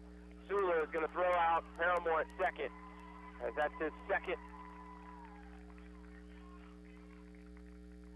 punch out of game 2 as he has showed off that strong arm. Exactly. I don't know if that was a missed sign, but that play, to be honest, wasn't even close. Paramore was out by 3 or 4 steps. 2-1 pitch to Antonetti in the dirt for ball 3. Ottawa at 9-15, Southwestern above them at 10-14, Friends at 10-13, and Kansas Wesleyan 11-11. Ottawa will see K-Dub in the second in the series after they play York, followed by Oklahoma Wesleyan. So a chance to make up some games there. And today fouls one back. Cal goes to 2-2. And I think just from a scheduling court, Casey, this will be Oklahoma Wesleyan's first trip to Ottawa since joining the conference. Pretty impressive how that's worked out, huh? Yeah. The previous 2 years, the Braves have made the trip to Bartlesville. And it could be a celebration of winning conference for Oklahoma Wesleyan by that point, as Antonetti hits this one back up the middle for a base hit. Just sitting on it the whole way, as that one gets into center field for a base hit for Antonetti.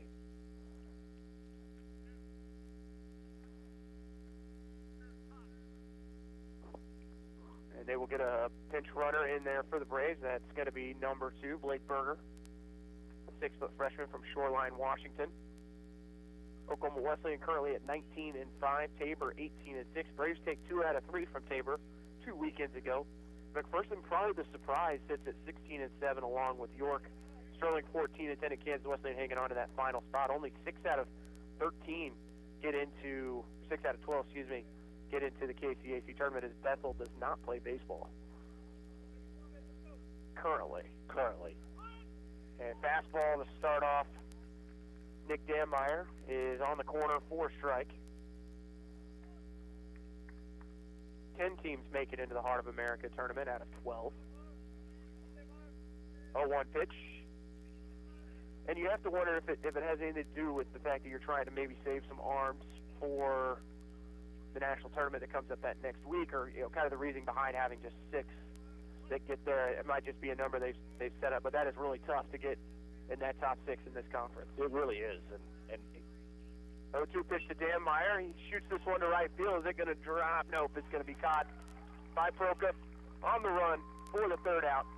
Ottawa leads 2-0 as we go to the bottom of the 5th. You're listening to Braves baseball here on 1220 and 103.7 FM KOFO. This is Craig Dangle of Dangle & Son Mortuary. All of our locations sell monuments. We have talented people who are experts in bringing your ideas to life to help you create the monument you envision. The possibilities are unlimited. Dangle & Son Mortuary, 785-242-2323. Kramer Pharmacy, your local hometown pharmacy, makes it easy for you to pick up or drop off your prescription during the Legacy Square construction. Park at their designated stalls or near 134 South Main and call 242-0240. They'll bring your prescription right out or pick up your written script. KOFO and State Farm agent Ryan Disbro are at it again, sending you to the K to see the Kansas City Royals this season. To win tickets, register at Ryan's State Farm office at 504 Redbud Avenue in Garnett. And you could be there to see the Royals host the Cleveland Indians on Saturday night. We'll announce the winner on Thursday during the Brad Howard Early Morning Show. Merrifield lines one up the right field line. That is a fair ball. The hitting streak continues to live, and Witt on his way to second, sliding in safely with a double. Register now to see the Kansas City Royals from State Farm agent Ryan Disbro and KOFO. And we finally have a Cody Hamilton on the mound for the Braves today, as he will come in, I believe. We'll try and get that number for you. Hard to tell on the warm-up pitches, but that looks to be a Cody Hamilton. Looks like 21 to me. I'm going to go with you, Casey. But it could be number 20, Harry Hefner, so it was also a relief pitcher. But that looks like 21. We're going to go with the Cody as the right-handed pitcher from Haiku Maui, Hawaii, 5'10 senior, who we raved about in Game 1. I was in the game. Unfortunately, we were wrong. But Daniel Rosas came in and pitched well. Worked out just fine. Hamilton will face Sula, Bryant, and Prokop. So 7, 8, 9 in the Baker lineup. Baker here in Game 2, no runs on 4 hits with 1 error, 3 left on base. Ottawa, 2 runs, 3 hits, 1 error, none left on, make that 5 left on base. Sula struck out swinging in the second inning. First pitch from Hamilton catches the outside corner with a fastball, strike 1. Yeah, Hamilton comes right in, and again, right in attack mode, goes right after the hitter. Hamilton with 43 strikeouts on the year. Breaking ball in there for strike 2. 2.01 ERA, 4 wins, 2 losses. 20th appearance, 31 innings pitched, has those 29 strikeouts compared to 6 walks. 0-2 pitch, fastball high, trying to get Sula to chase, almost does. Checks his swing in time. Not a bad pitch there. You've been down in the zone, 2 pitches, up in the zone. Now you go right to the bottom of the zone again. 1-2 pitch from Hamilton, and Sula able to fight it to the second baseman. Skiles will quickly go to first and gets the out to Paramore. Good throw from Skiles. Had to get it out of his glove quickly and does for out number 1. You know, for catchers, Sula runs pretty well for a catcher and from the left side. So that play was... And has the arm, too. Has shown the arm for sure in this game. Just a sophomore.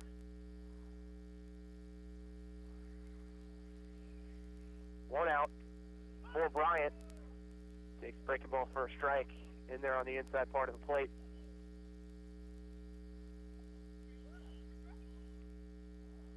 Oh, 1 pitch. Breaking ball outside. Count goes to 1-1. I think my dream scenario is that one day we have an orange versus gold matchup. That would be good for us play-by-play people. Yes. Can only hope. 1-1 pitch. A little low. Count goes to 2-1. Gold was definitely my favorite of the basketball jerseys this year. Always was a good look at Wilson Fieldhouse or on the road. 2-1 pitch. In there for strike 2. Adidas has done a good job of giving that collegiate gold look to us. I think you know, the gold jersey, if it's done well, looks well. A lot of times you see it more of like a yellowy, and it gets lost. 2-2 pitch. Hamilton forced a foul ball there from Bryant. Count remains at 2-2. Another missile over the buses. Yeah, gold with that collegiate gold with little gray and black trim, which is what basketball had. I think it's just a good look. 2-2 pitch. Breaking ball by Hamilton just misses a little low. The count goes full at 3-2. It kind of came off the mound. The count was strike 3. and got the thumbs up from Blue on that one that he just missed. Yep. 3-2 pitch from Hamilton. In there for strike 3 as Bryant goes down swinging. And Cody flashes a little hang loose thumb, pinky motion. Cody Hamilton picks up strikeout number 30 in 31 2/3 innings worked this season. As Dylan Prokop to the plate. Breaking ball low and in the dirt from Hamilton. Count goes to 1-0. As long as Ottawa doesn't end with the all gold, as we've seen from some of these teams out here. 1-0 pitch, fouled away. Trying to remember which Division I program I saw the other day. Oh, Vanderbilt goes with the all black look with the gray trim. Yes. I believe Vanderbilt also has the white pinstripe-ish look. Right. Looks like more like prison outfits. 1 ball and 1 strike, and Hamilton misses inside with a breaking ball. But I guess if you're the number 1 team in the nation, as they've been years past, you can wear things like that. You can wear about what you want. The all gray has started to come back for sure. 2-1 pitch from Hamilton. Outside for ball 3 with the fastball. 2 outs, bottom of the 5th inning. Ottawa up 2-0. Bases are empty here for Prokop. And he is ahead in the count at 3-1. And Prokop calls time as Hamilton has to stop himself from delivering that ball. You know, a trend that I'm actually glad to see kind of have worked its way through is the Digi-Cambo phase. Yes, those numbers are rough. 3 balls and a strike, which they've started to make their way into high school football now. So I'll be happy when I like the big numbers on the white jerseys Ottawa has, for sure. A little tougher to see on these black jerseys with the outlined numbers. If the gold outline was a little thicker. 3-2 count. Pitch inside, they're going to say it's ball 4. So now we take it back to the top of the lineup for Baker. And Zach McAllister. Haven't seen, wouldn't be shocked if we were to see some of the starters from game 1, Warchinski maybe, or Chambers as pinch hitters here as we work towards back to the top of the lineup. But it'll be McAllister, the center fielder, has 2 hits and 2 at-bats. Runner at first, 2 outs, bottom of the 5th. Cody Hamilton's breaking ball high for ball 1.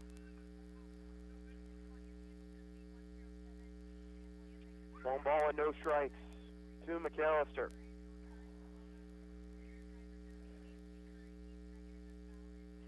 One 0 pitch from Hamilton. Catches the outside part of the plate with the slider for strike 1, and the count evens. Haven't seen, I remember the Baker's been thrown out 4 times today trying to steal, but not getting a big lead at first right now as Hamilton overpowers McAllister for strike 2. McAllister way behind on that swing. And count goes to 1-2. And Coney kind of has a sneaky fastball. It's on you in a hurry. 1-2 count. Pitch on the way. It's just fouled back enough to stay alive.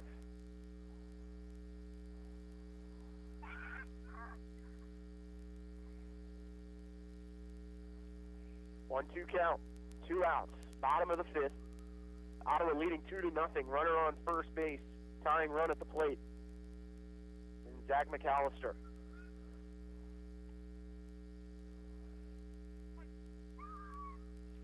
Hamilton set. 1-2 pitch in the dirt. Falls in front of Antonetti, and taking second base is going to be Prokop. A little bit of tough luck there for Antonetti. The ball kicked away from him, but it was just behind the right-handed hitter, so he couldn't clear himself and get a clear throw. Had to kind of double clutch to get the ball to second. 2-2 count. Runner at second now. McAllister at the plate, and time called by McAllister. A little groundwork in the batter's box. 2-2 pitch coming from Hamilton. Fastball just misses low, and the count goes full.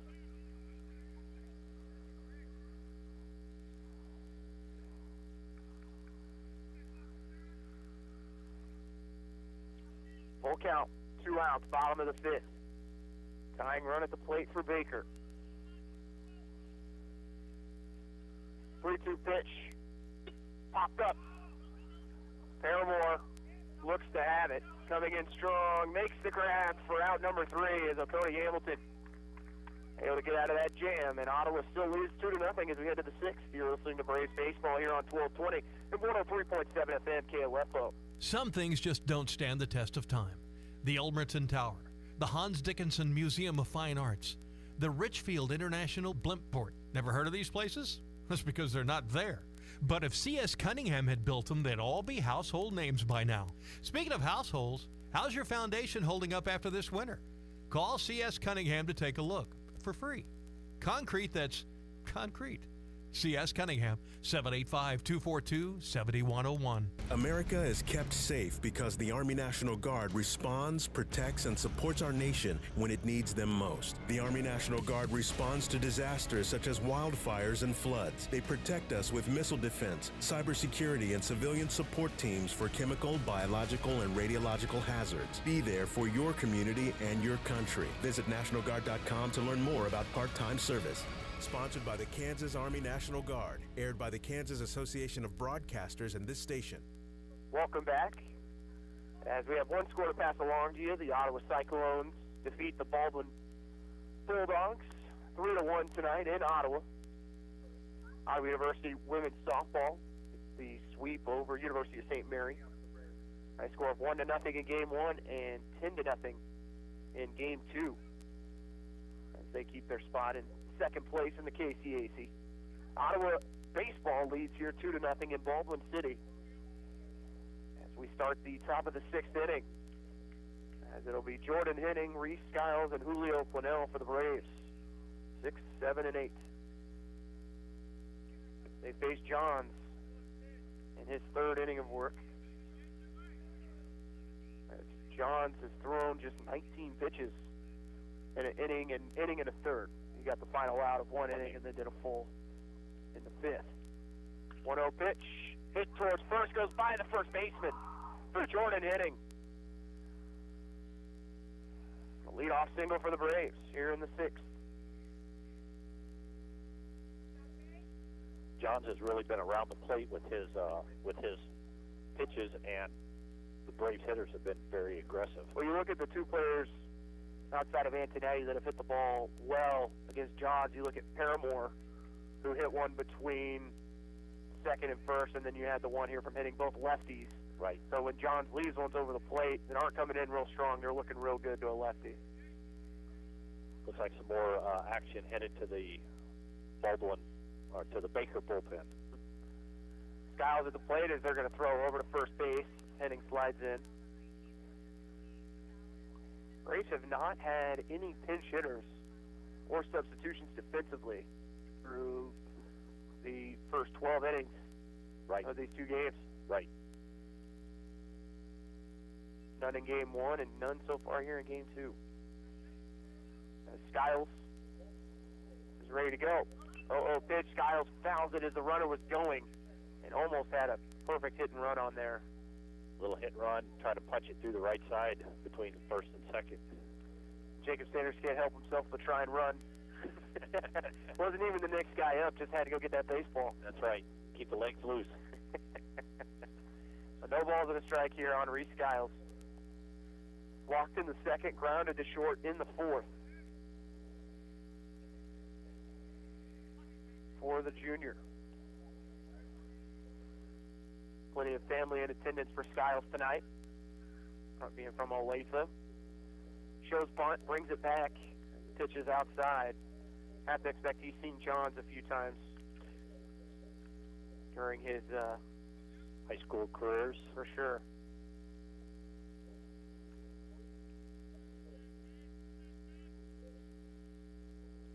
One the count here on Skiles. Ottawa with the runner on first. No outs in the top of the 6th, leading 2-0 over Baker. Showing bunt again is Skiles, and he punts this one back to the screen. And count at 1-2. And I think the sidearm delivery of Johns is, tougher to bunt because the ball's almost going up. Well, you almost feel like you have to do more of a slapped bunt, or you have to make some sort of forward contact. It's tough to hold the bat there and have it not spin backwards. 1-2 pitch. Skiles hits it. It's going to get in between the first and second baseman, and a base hit for Reese Skiles. Skiles says, I don't want to bunt. I want to hit. Swing away. Swing away. Swing away, Merrill. Julio Pannell, the 8-hitter, will come to the plate as he's going to come talk with head coach Gabe Grinder on the third base side. The other thing I like about college baseball that you don't see in the pros is away teams wearing the white pants with the dark jersey on the road. Right. You don't see that. You know, the gray is really it on the road now, and you'll see gray with maybe a blue top or a red top, but it's that white pant look with dark jersey is just fantastic. Yep. No, I agree. I like the combinations. TCU did that a lot.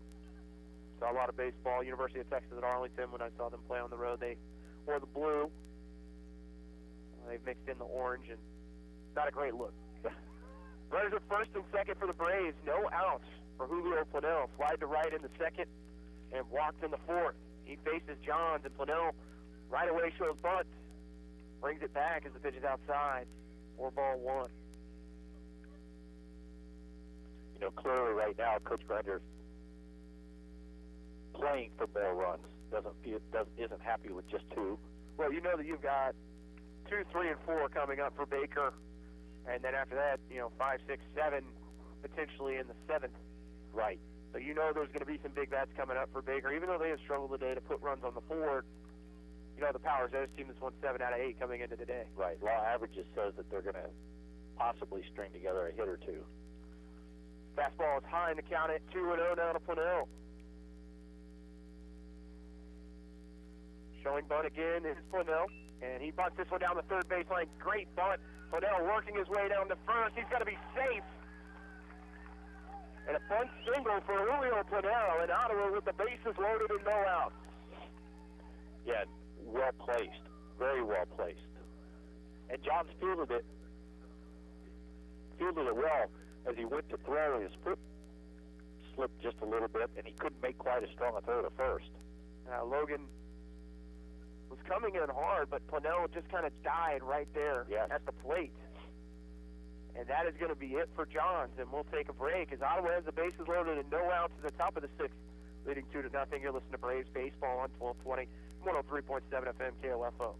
What it means to be an OU Brave is to be yourself. What I've learned here is I've created memories with friends, and I was actually really comfortable being in my own skin here.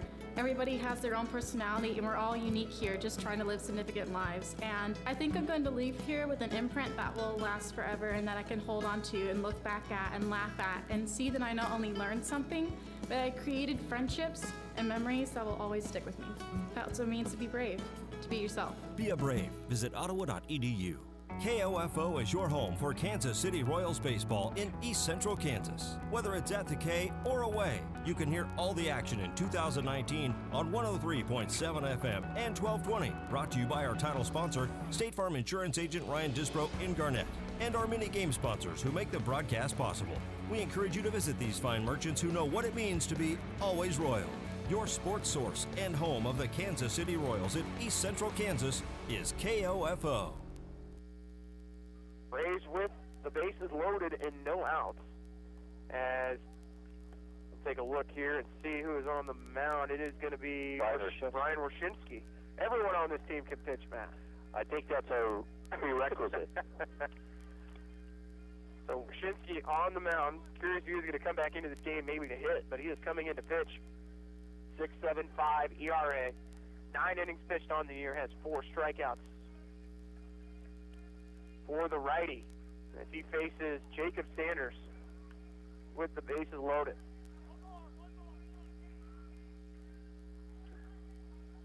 And for Baker, this is their 5th pitcher of Game 2. And it's kind of like you said earlier, Casey, for a midweek game, a chance to get a lot of guys some work.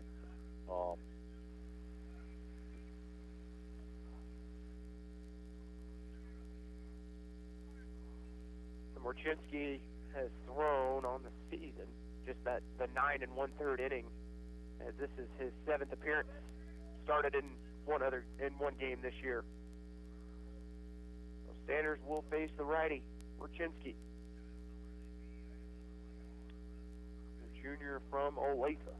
And his first pitch is in the dirt, goes by the catcher looking to score, and does, is hitting. From third, everyone moves up a base. So runners at second and third now for Ottawa with no outs. Yeah, it's a tough way to come into the game and bounce one into the dirt in front of your catcher. So 1 ball and no strikes now to Warchinski. Fastball does catch the corner. The count goes even at 1-1.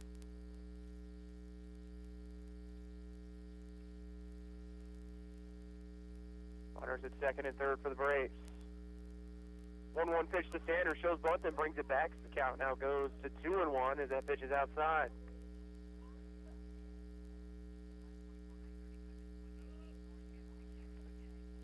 Braves have scored 1 run in the third, 1 in the fourth, and 1 here in the sixth. Looking to add more to the 2-1 pitch in the dirt. Sula goes down to get it, and the count goes to 3-1.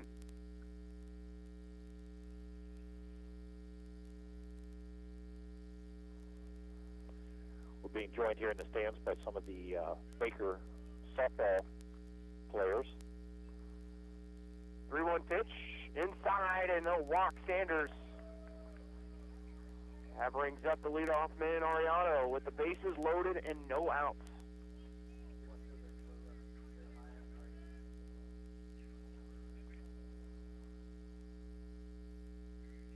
Braves with a chance to break it open here.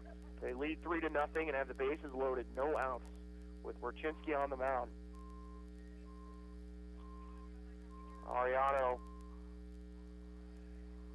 first pitch, drives it back up the middle, could have a double failure. They're going to come home with it, and he's going to be safe at home as they came home with it. As Skyle scores, and everyone is safe. The bases remain loaded as Ariano hit the chopper to second, as Carlin was unable to get a clean throw to Sula at home, and Ottawa leads 4-0.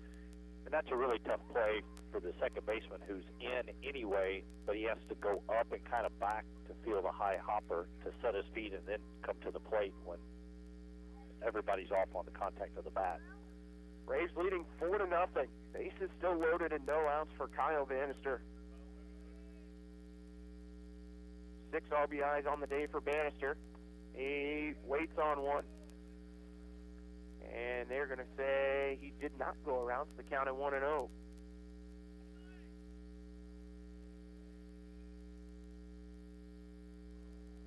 Pitch to Bannister. Popped back, foul. Count goes to 1-1. Bannister walked in the first, sacrifice fly to center in the third, and grounded to second in the fifth.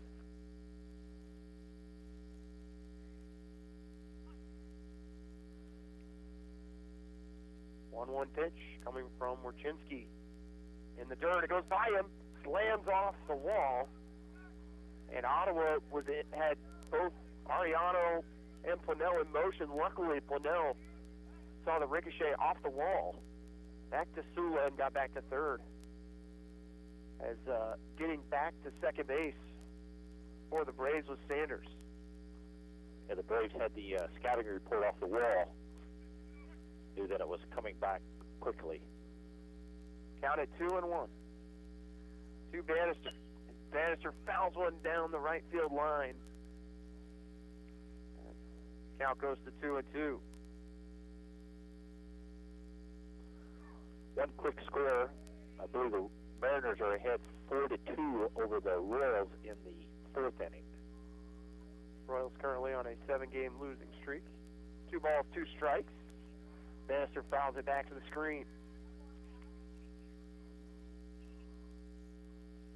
Better question is, did Whit Merrifield get a base hit to keep that hitting streak going? That's right. That I do not know. 2 balls and 2 strikes, no outs. And it's popped up and over the top of us.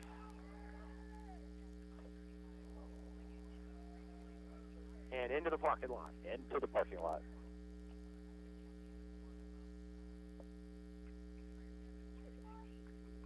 Bannister digs in from the right side.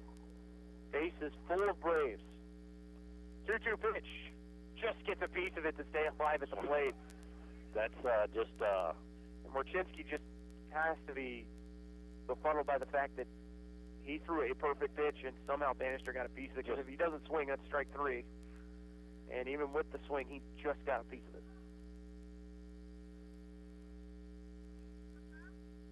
Merrifield does have a hit. 2-2 count. Morchinski against Bannister. And he fouls it back one more time. A good battle here. Morchinski up to 14 pitches. Bannister has taken his average up to 333.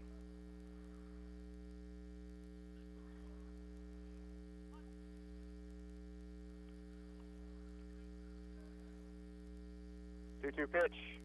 Going to be shot up the middle. It's going to be a double play. It'll go to home for one. And the first baseman drops the ball. The Braves are going to send one from third. They're going to send Sanders to the plate. Ottawa looking to score 2 and getting in there in time for Ottawa. And getting all the way to third for the Braves is going to be Bannister. I think there's going to be discussion about whether the runner was in the running lane going to first and interfered with the first baseman. But what an effort by Ariano to score all the way from first.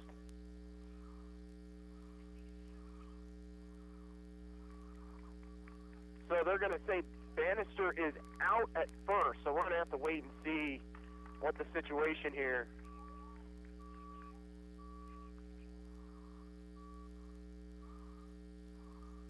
They're saying that Bannister was out of the base path. So Ariano has to go back to third. Figure out how many runs actually scored, if any.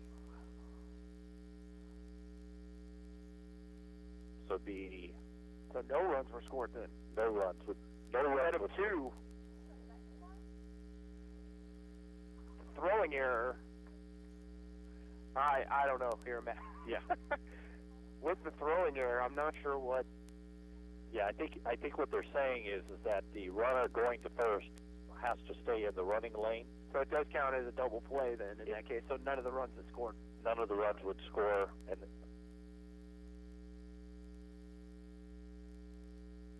so the runner from third coming home should have been out. And then the batter was out because he stepped out of the. Right, which then I believe would be a dead ball.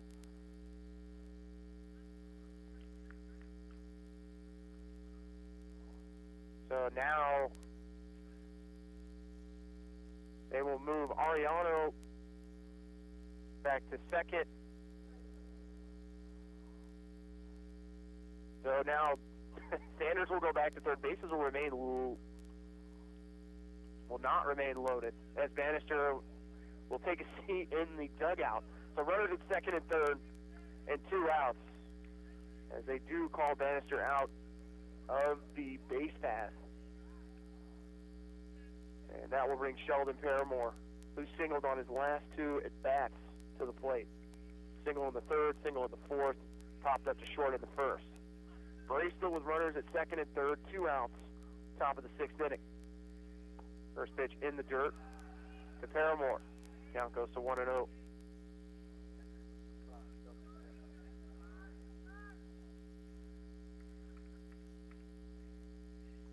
One ball and no strikes. To Paramore. Fastball in there from Morchinski for strike 1 and the count evens.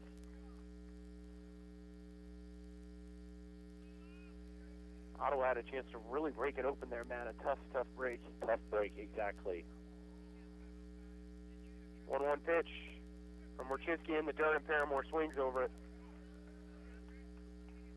Count to 1-2.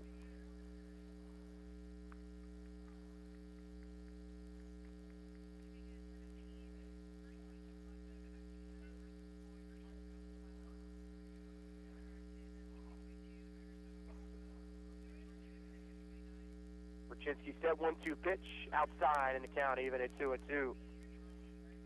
Tried to catch that outside part of the plate. Deuce is wild.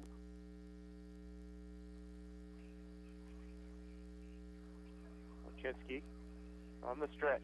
2-2 pitch and strikes out Paramore for out number 3 as Ottawa does add 2 to the tally.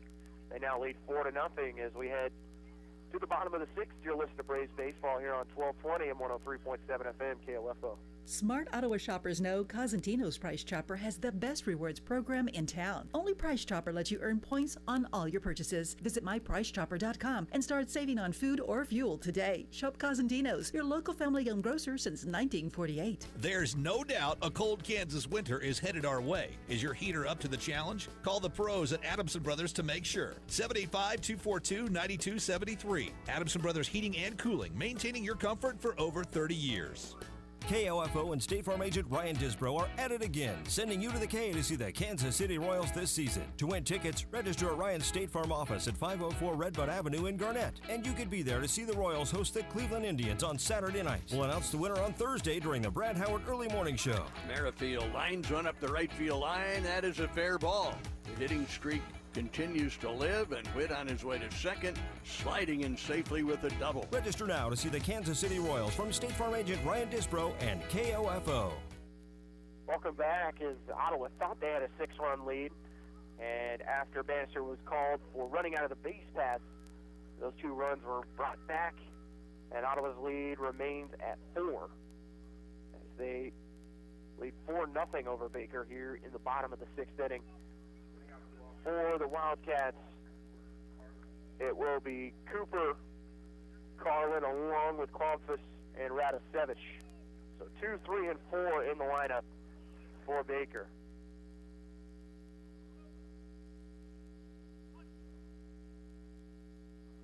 First pitch from Hamilton.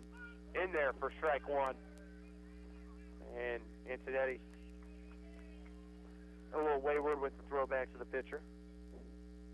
And Hamilton will need to negotiate the heart of the order here for the Baker Wildcats. 0-1 pitch from Hamilton. Breaking ball in there for strike 2. Hamilton's done a really good job against the hitters tonight, mixing up fastball and breaking ball to really keep them off balance. 0-2 pitch, going to be driven towards left field, coming in strong as Ariano, but it's going to bounce in front of him for a hit.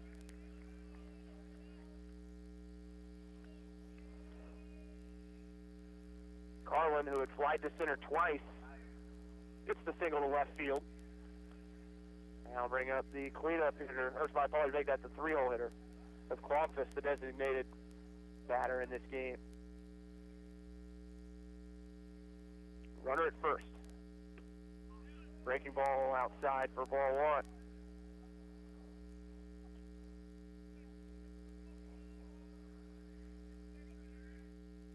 One ball and no strikes to Klomfus. Pitch from Hamilton. Breaking ball and Klomfus swings under for strike 1. And I think this is a big inning. I mean, not just because it's the 6th, but thinking you've scored 2 runs, those getting pulled back, then striking out. Now Baker feels like a little bit of momentum, has a runner on. 1-1 pitch, just outside for ball 2. And Baker faithful asking for a balk. Not sure, maybe think Hamilton didn't come set all the way. Yes. 2-1 pitch. Breaking ball again, gets Klomfus to swing through. The count evens at 2-2.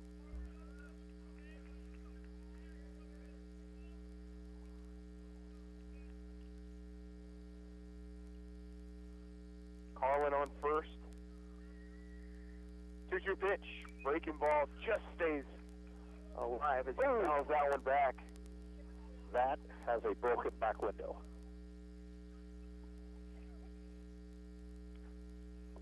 So Klomfus stays alive at 2-2.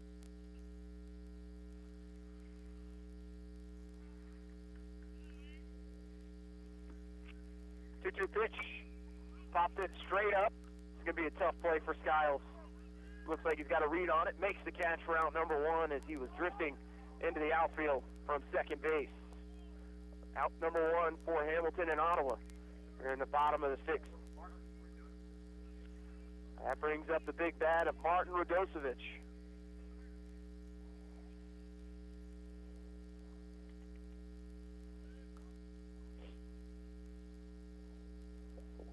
Radosevic singled in the first and struck out in the 4th. First pitch breaking ball in there for strike 1. The other nice thing, Casey, here about having the game under the lights and warmer weather is we can smell the wood fires from the neighborhoods, fire pits. No balls in the strike. To Radosevic. Carlin on first. 0-1 pitch. Fouled down the first base line. Count goes to 0-2.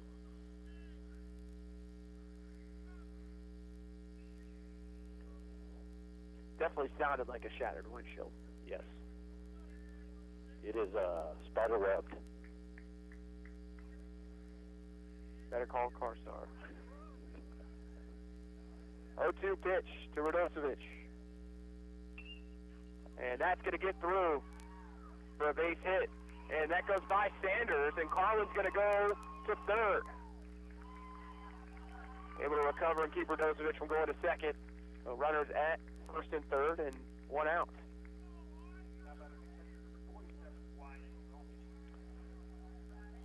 As Wyatt Logan, the third baseman, comes to the plate.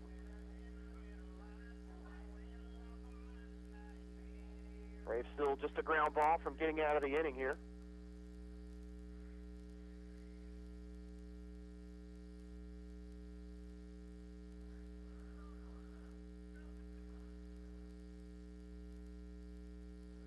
Hamilton up to 35 pitches. And this one's popped up, probably deep enough. Is it going to stay fair? Dropped it. Sanders unable to make the catch near the fence.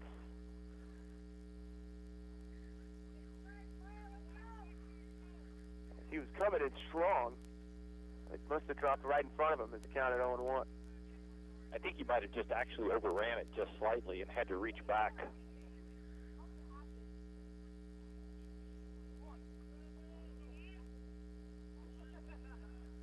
No balls and a strike.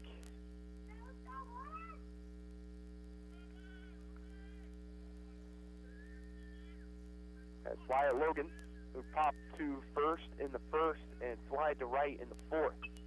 Another one fouled to the right side, and Hamilton ahead at 0-2.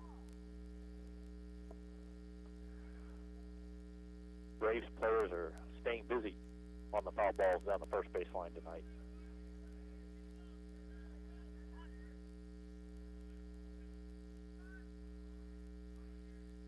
0-2 pitch.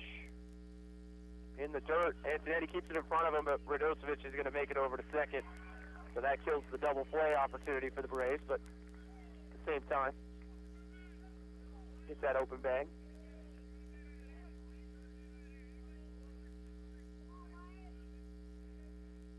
Maybe able to lift the guy off at third and exactly throw it over to first.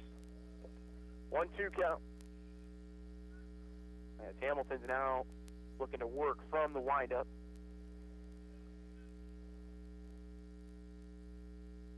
One-two pitch in the dirt. Antonetti's there to block it. Count goes to 2-2.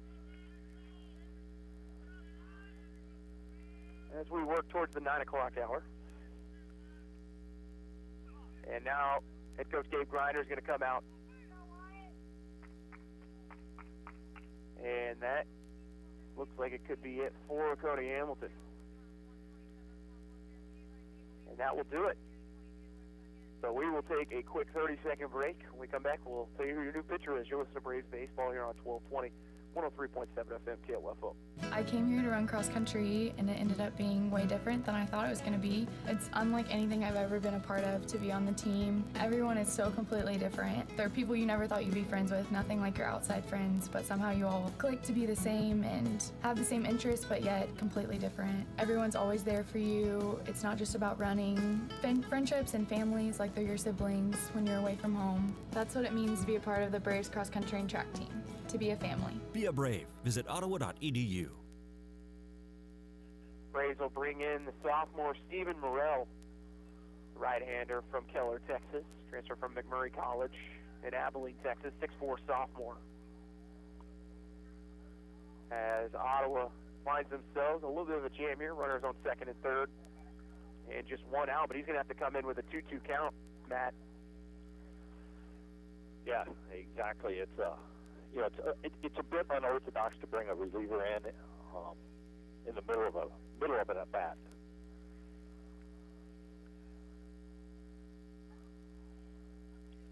Stephen Morrell in the Baker game, I believe, the Tabor game, threw 136 pitches. They're saying he's good to throw a few. He's got something. Morrell with a 3.25 ERA, 3-4 record. This will be his 16th appearance. Started 5 games, 55 innings pitched, 61 strikeouts for the sophomore from Keller, Texas. Went to Keller High School, home of another Ottawa Brave player,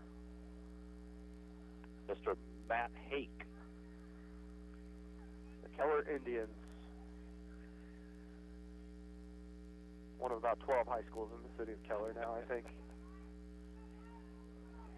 2-2 count here for Norrell. Runners at second and third as he faces Wyatt Logan.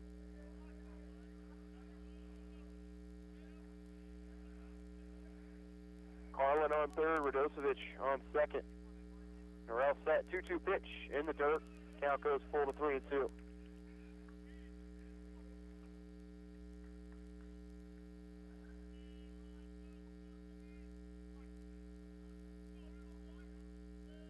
White's ready. Gets him from the right side. 3-2 count. Here's the pitch. Going to be hit back up the middle, and that's going to score both. As it is going to score through. They're going to try and send Radosevic home. Caught at first base, but no one there to hold him on is going to be Wyatt Logan, and I think he hurt himself, Matt, trying to turn the other way. But Baker able to score 2 and cuts the Ottawa deficit in half. I think he did. I think he got his cleats caught. And he is pointing towards the dugout.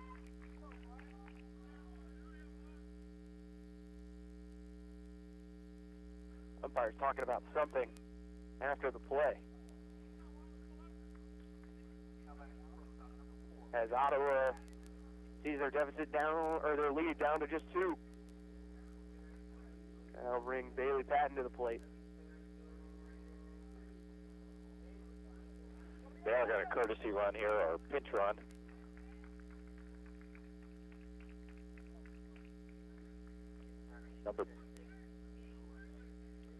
Into the game will be number 36, Gabriel Lopez, 6'1", freshman from Overland Park, Kansas.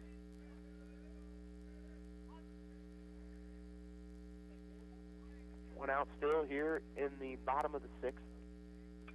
The hit back up the middle, potential double play here for Ottawa. Skiles to 1, and making it safe down the line is for Patton.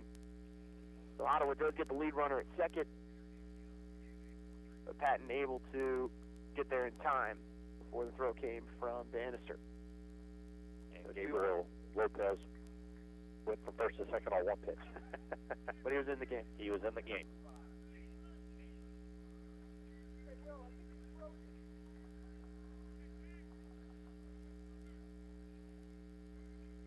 And in for Baker will be Jason Chambers. Major factor in game 1. As we will see what he can do here. As a pinch hitter, he takes a breaking ball from Norrell outside for strike 1. Just caught the outside part of the plate. It drops into the strike zone. Runner at first, 2 outs, bottom of the 6th. Ottawa up 4-2. Baker scored 2 in the inning. A 1 pitch to Chambers. Popped up to right field. Sanders with a beat on it and makes the grab. Backing up. For out number 3, so Ottawa does give up 2 runs, but that's it. As they still lead 4-2 as we head to the 7th. You're listening to Braves Baseball here on 1220 and 103.7 FM KOFO. There's good and there's great. DVD movies are good. High-definition Blu-ray movies are great. Buses are good. Limousines are great. In the field of construction, there's good and there's great. Which do you want working on your home's foundation or putting on a metal roof? Pole barns, epoxy floors, steel buildings, or concrete construction?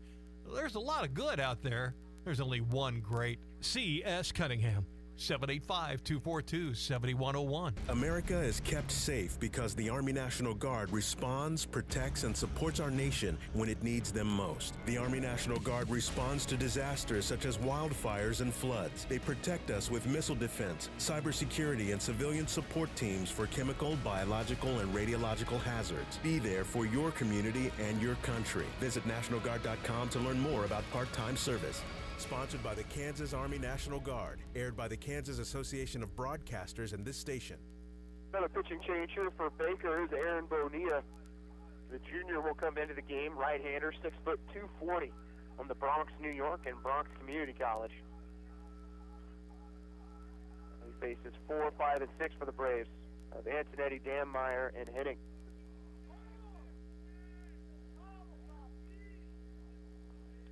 Antonetti singled up the middle in the 4th, flied to right in the 2nd, and flied to center in the 1st.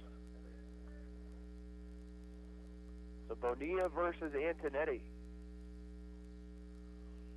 to start the top of the 7th.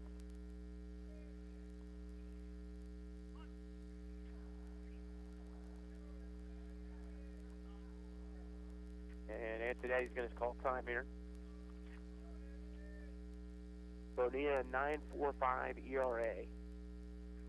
This is his 9th appearance, 8 strikeouts, 13 1/3 innings pitched.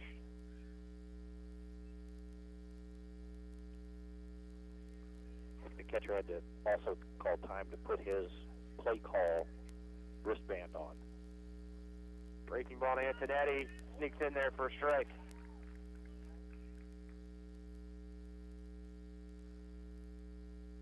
Bonilla working that left side of the rubber there.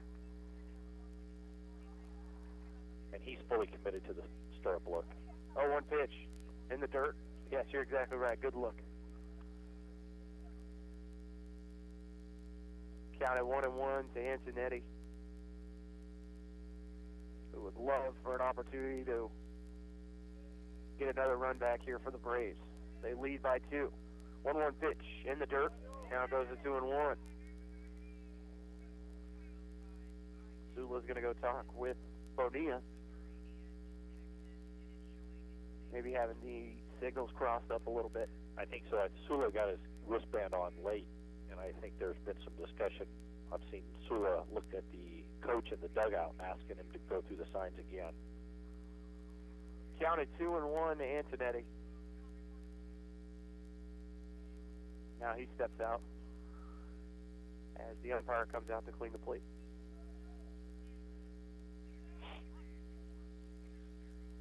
Wind starts to blow back out to right center. 2-1 pitch in there for strike 2, and the count goes even.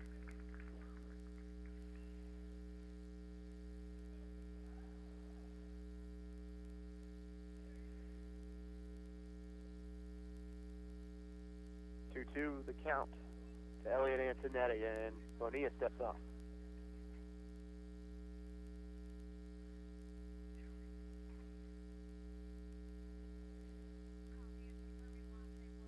Bonilla takes his time, peers in, 2-2 pitch from Bonilla, and Antonetti will strike out. Swings over it, and that's one out here in the top of the 7th. I think the Braves right now need to get a couple of hits, get a little energy going back into themselves. I'll look a little flat right now. Danmeyer, the DH.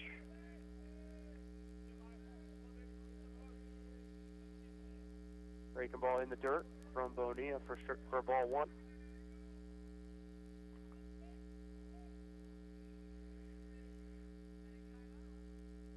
The lights are out on the track, so hopefully they're not running any races at this point. It'd be pretty funny, though. 1 ball, no strikes. Fastball in the dirt. Count goes to 2-0.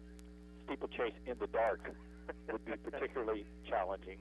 Wild javelin is also going on. Yes. Yes. Throwing some hurdles, you're good to go. Throwing some hurdles. maybe a little weight throw. Yeah, a hammer throw. 2-0 pitch from Bonilla. This one's hit to short on a hop. He'll pick it up, go to first for the out. As Danmeyer thrown out by a couple steps by the shortstop, Patton. And that's 2 outs for Ottawa here in the top of the 7th. That'll bring up Jordan Henning, the center fielder.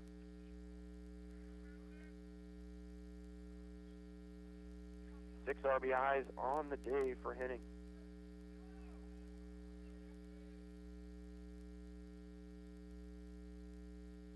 Five in game 1, 1 here in game 2. First pitch from Bonilla in the dirt as it'll go by Sula. And it does hit. Henning on the leg. He will take his base. Braves have a little chance here to see how Bonilla responds with runners on. That's Bonilla's third hit by pitch of the season as Reese Skiles comes to the plate for the Braves. Kind of a modified Wade Davis windup. First pitch to Skiles is high for ball 1. Count goes to 1-0. Not sure that Bonilla liked that call.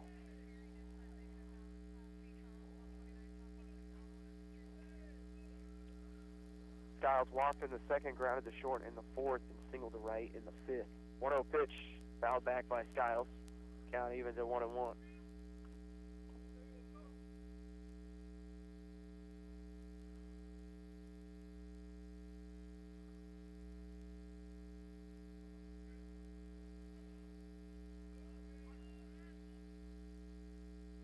Braves with a runner on first here in 2 outs.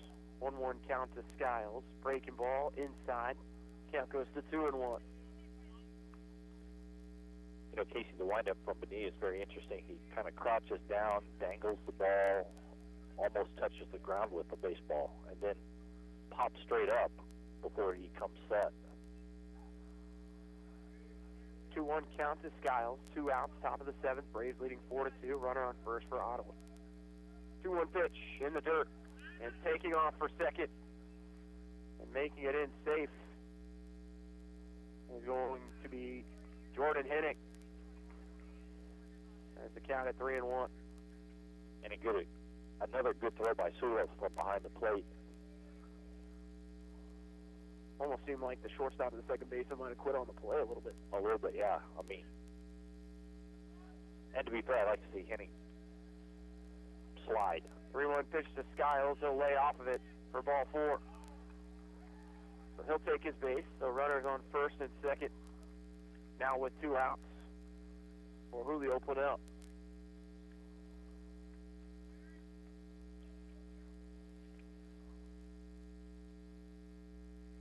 Bonilla has struggled with his accuracy. That's his 8th walk of the season, with 14 earned runs. So same number of walks as he does strikeouts. Make that 9 strikeouts now since he got Antonetic. So he's all right. First pitch to Purnell, breaking ball in there for strike 1. Counted 0-1 to Julio Purnell. Purnell's looking for a big 2-out hit here. Get a little momentum back to the Braves side of the field. He flied to right in the 2nd, walked in the 4th, had a bunt single in the 5th.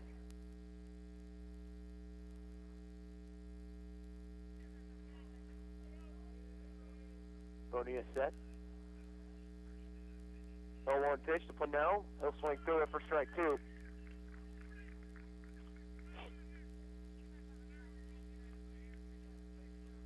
So Purnell having to protect the plate here with 2 outs.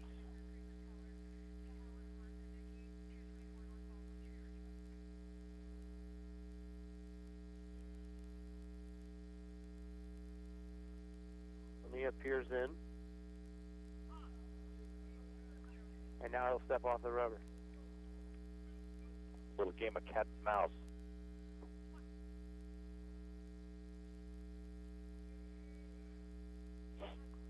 Bonilla set, 0-2 count, 2 outs. Top of the 7th. Fastball high in the count. Goes to 1-2.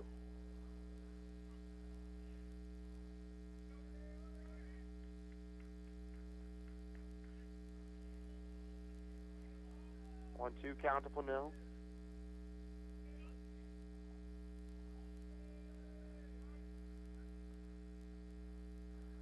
Pitch by foul back by Planell as it goes back behind us.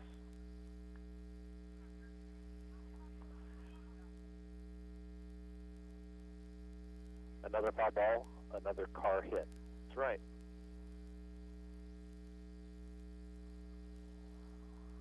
Keeping the streak alive.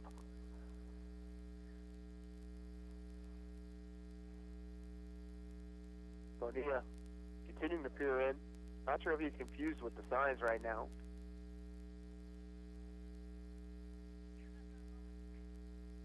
But they will have a conversation at the mound.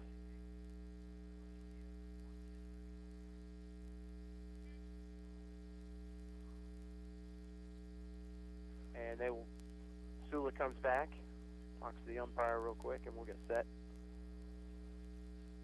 for this 1-2 pitch with Planell.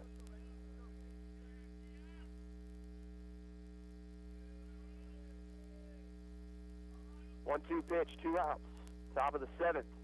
Breaking ball in there for strike 3. And that'll do it for Ottawa. They'll leave 2 on the base paths as we head to the bottom of the 7th. Braves 3 outs away. You're listening to Braves Baseball here on 1220 and 103.7 FM KOFO. The City of Ottawa makes it easy for you to stay informed and be part of your community by visiting their website, ottawaks.gov. You can sign up for city alerts and city news, report an issue you'd like to see taken care of, even pay your bill online. It's where the city and citizens come together online at ottawaks.gov. This is Eric Price, Funeral Director at Lamb Roberts Funeral Home in Ottawa, Baldwin City, and Overbrook. Our staff knows the importance of working as a team to take care of you in your time of need. We want to show the youth in our communities that we support their teamwork as well by sponsoring this broadcast. I invite you to visit lamb-roberts.com. KOFO is your home for Kansas City Royals baseball in East Central Kansas. Whether it's at the K or away, you can hear all the action in 2019 on 103.7 FM and 1220. Brought to you by our title sponsor, State Farm Insurance Agent Ryan Disbro in Garnett, and our mini game sponsors who make the broadcast possible. We encourage you to visit these fine merchants who know what it means to be always royal. Your sports source and home of the Kansas City Royals in East Central Kansas is KOFO. Welcome back is Ottawa 3 outs away from getting the 2-game sweep today. But as you mentioned, Matt, all the energy really coming out of the Baker dugout right now. For they scored 2 runs in the bottom half of the 6th and then able to get out of that jam in the top of the 7th. Yeah, no, you're exactly right. And you just hate to see a team be flat here in the last inning. Well, and they're going to bring out their big hitters here. It's going to be Max Talby. Played in Game 1, has not played here in Game 2, so he'll pitch hit from the left side facing Stephen Morrell. First pitch to Talby. In there for strike 1 with the fastball.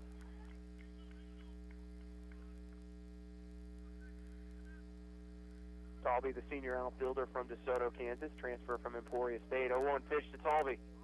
In there. On the inside for ball 1. Count at 1-1. Braves lead 4-2 over Baker. 1-1 pitch from Norrell. Just a little inside, and the count goes to 2-1. Yeah, Talby has proven to be a very good hitter when the pitcher's behind in the count, and has had to challenge him with a fastball. See if Norrell tries to go back to the breaking ball. 2-1 pitch. Fouled back to the screen as Norrell put a little extra on it.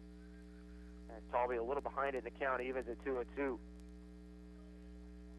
You could say Talby was tardy on the swing. It's 9:30, Matt. I'm not sure I can say that again. 2-2 pitch from Norrell. Breaking ball gives Talby a fish. And that's a swinging strike 3 for Stephen Norrell for out number 1. Now the Braves have some energy in the dugout. That's the 6th strikeout of the evening for Baker. For Norrell, that is his first strikeout of this appearance. Looks like we have another pinch hitter, maybe. And it will be number 7, Cody Rowe, also another player from Game 1. Junior outfielder from Baxter Springs, Kansas, transfer from Pittsburgh State.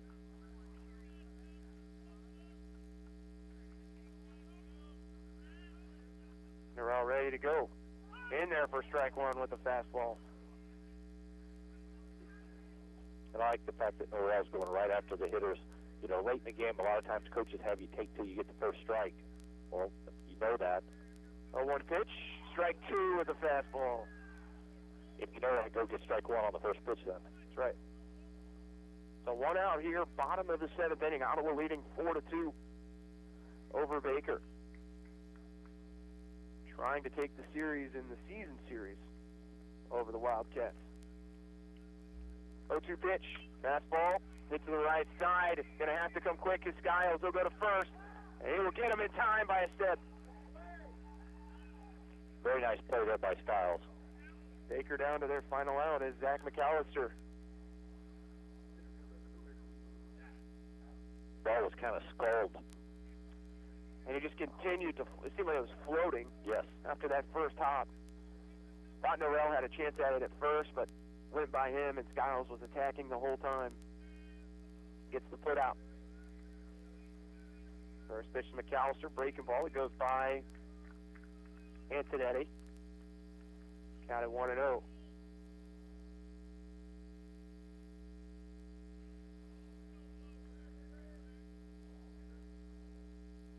What 0 pitch from Norrell. Up high for ball 2. Antonetti and Norrell have had some issues playing the match. Yes. But Norrell at 6'4", other pitchers on this team a little over 6 foot. So 2-0 pitch from Norrell. Fastball low, and the count to 3-0 on McAllister. We could say that's why they play the positions they play and not vice versa. 3-0 count to McAllister. Fastball in there for strike 1.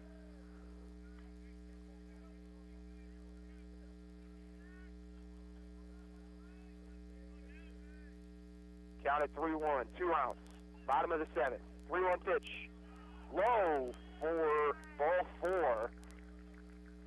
That'll send McAllister to first. So the tying run at the plate. And the top batting average on this club, Cooper Carlin.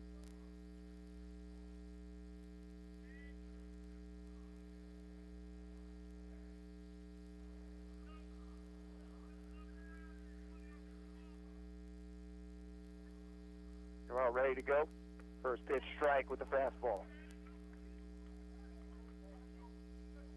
So Carlin behind in the count at 0-1. McAllister at first. Here with 2 outs. Bottom of the 7th. Ottawa trying to finish off Baker. 0-1 pitch to Carlin. Low with the breaking ball, and the count evens at 1-1. Carlin flied to center in the first, flied to center in the third, and then singled to the left in the 6th inning.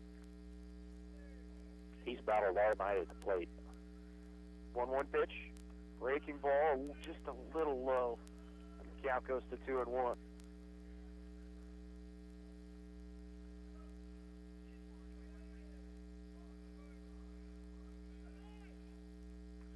One count. Norrell fastball outside, and the count goes to 3-1.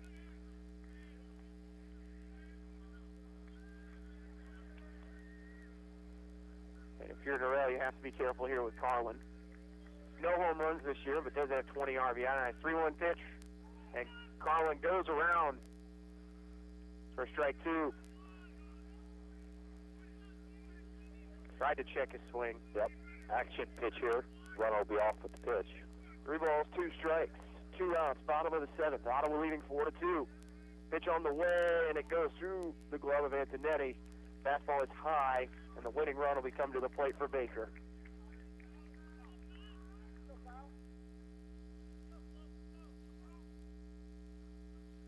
And we will have a mound visit here from head coach Gabe Grinder. Probably telling him overthrowing just a little bit. Yep. Turn up the velocity on that first at bat. I think the adrenaline's flowing, right? It's the last out. Trying to close the game, get out of here with two wins for the day. Just overthrowing a little bit, amped up. Well, he's going to face the designated hitter, Kyle Klumpus.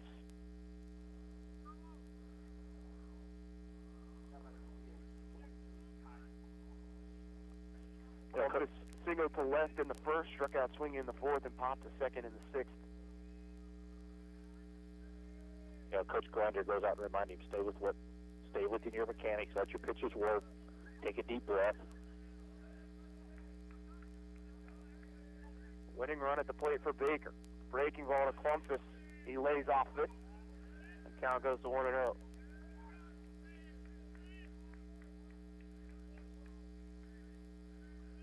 Runners at first and second for Baker.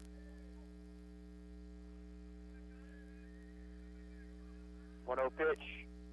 Fastball for strike one, and the count evens.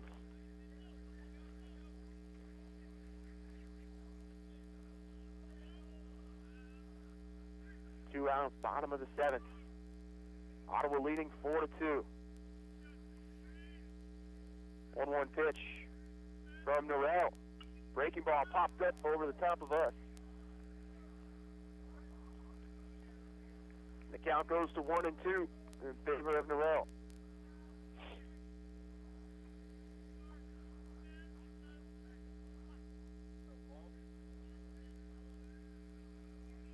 And stepping off the rubber will be Norrell. 1 ball and 2 strikes. 2 outs, bottom of the seventh. Ottawa up 4-2. Runners at first and second. Winning run at the plate for the Wildcats. 1-2 pitch. Fastball sprayed foul down the first baseline.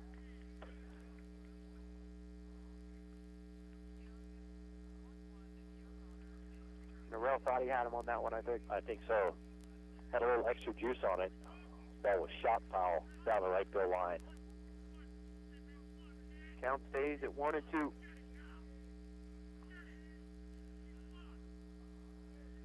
Norrell set. 1-2 pitch. Fastball low, and the count evens at 2-2. Norrell now up to 29 pitches as he faces Kyle Kolquist.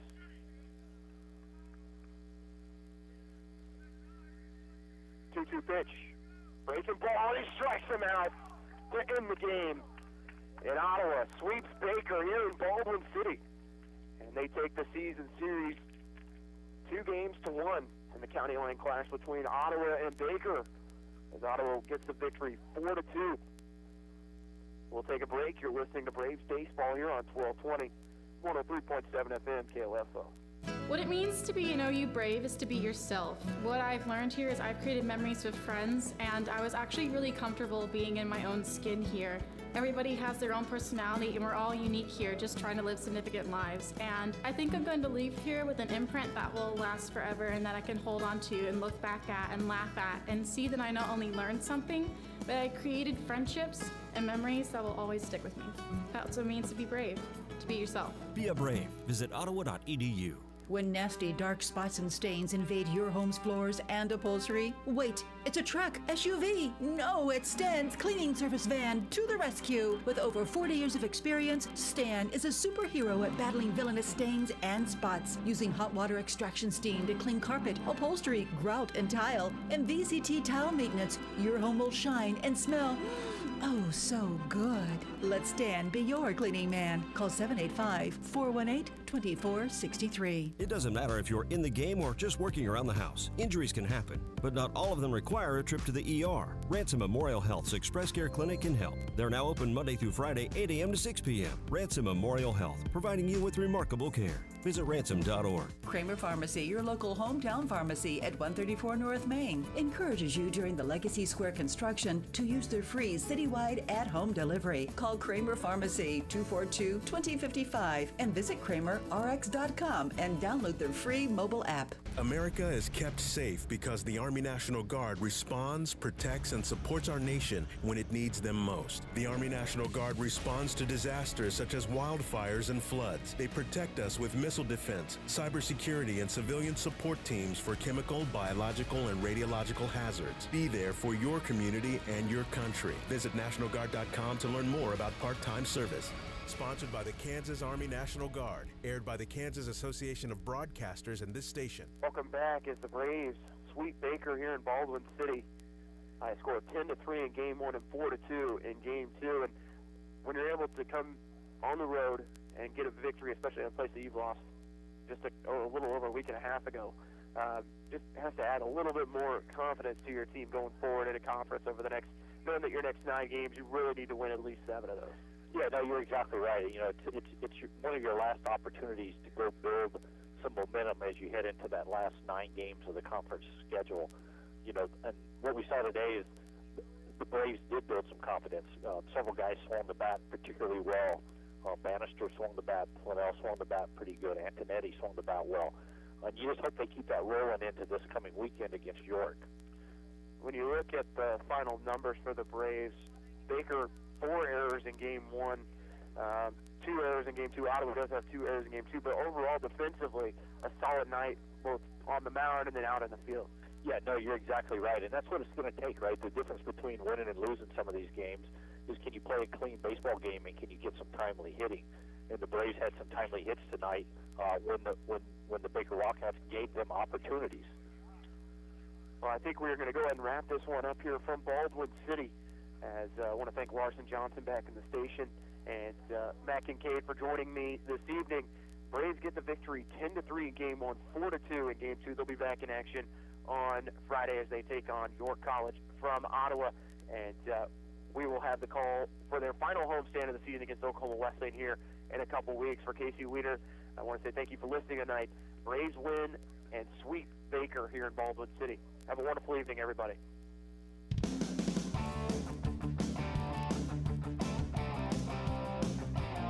We hope you enjoyed this OU Brave Sports broadcast brought to you by Sutton's Jewelry, Quality Structures Incorporated, Ransom Memorial Health, Ottawa University, Lamb Roberts Funeral Home, and by Kramer Farm.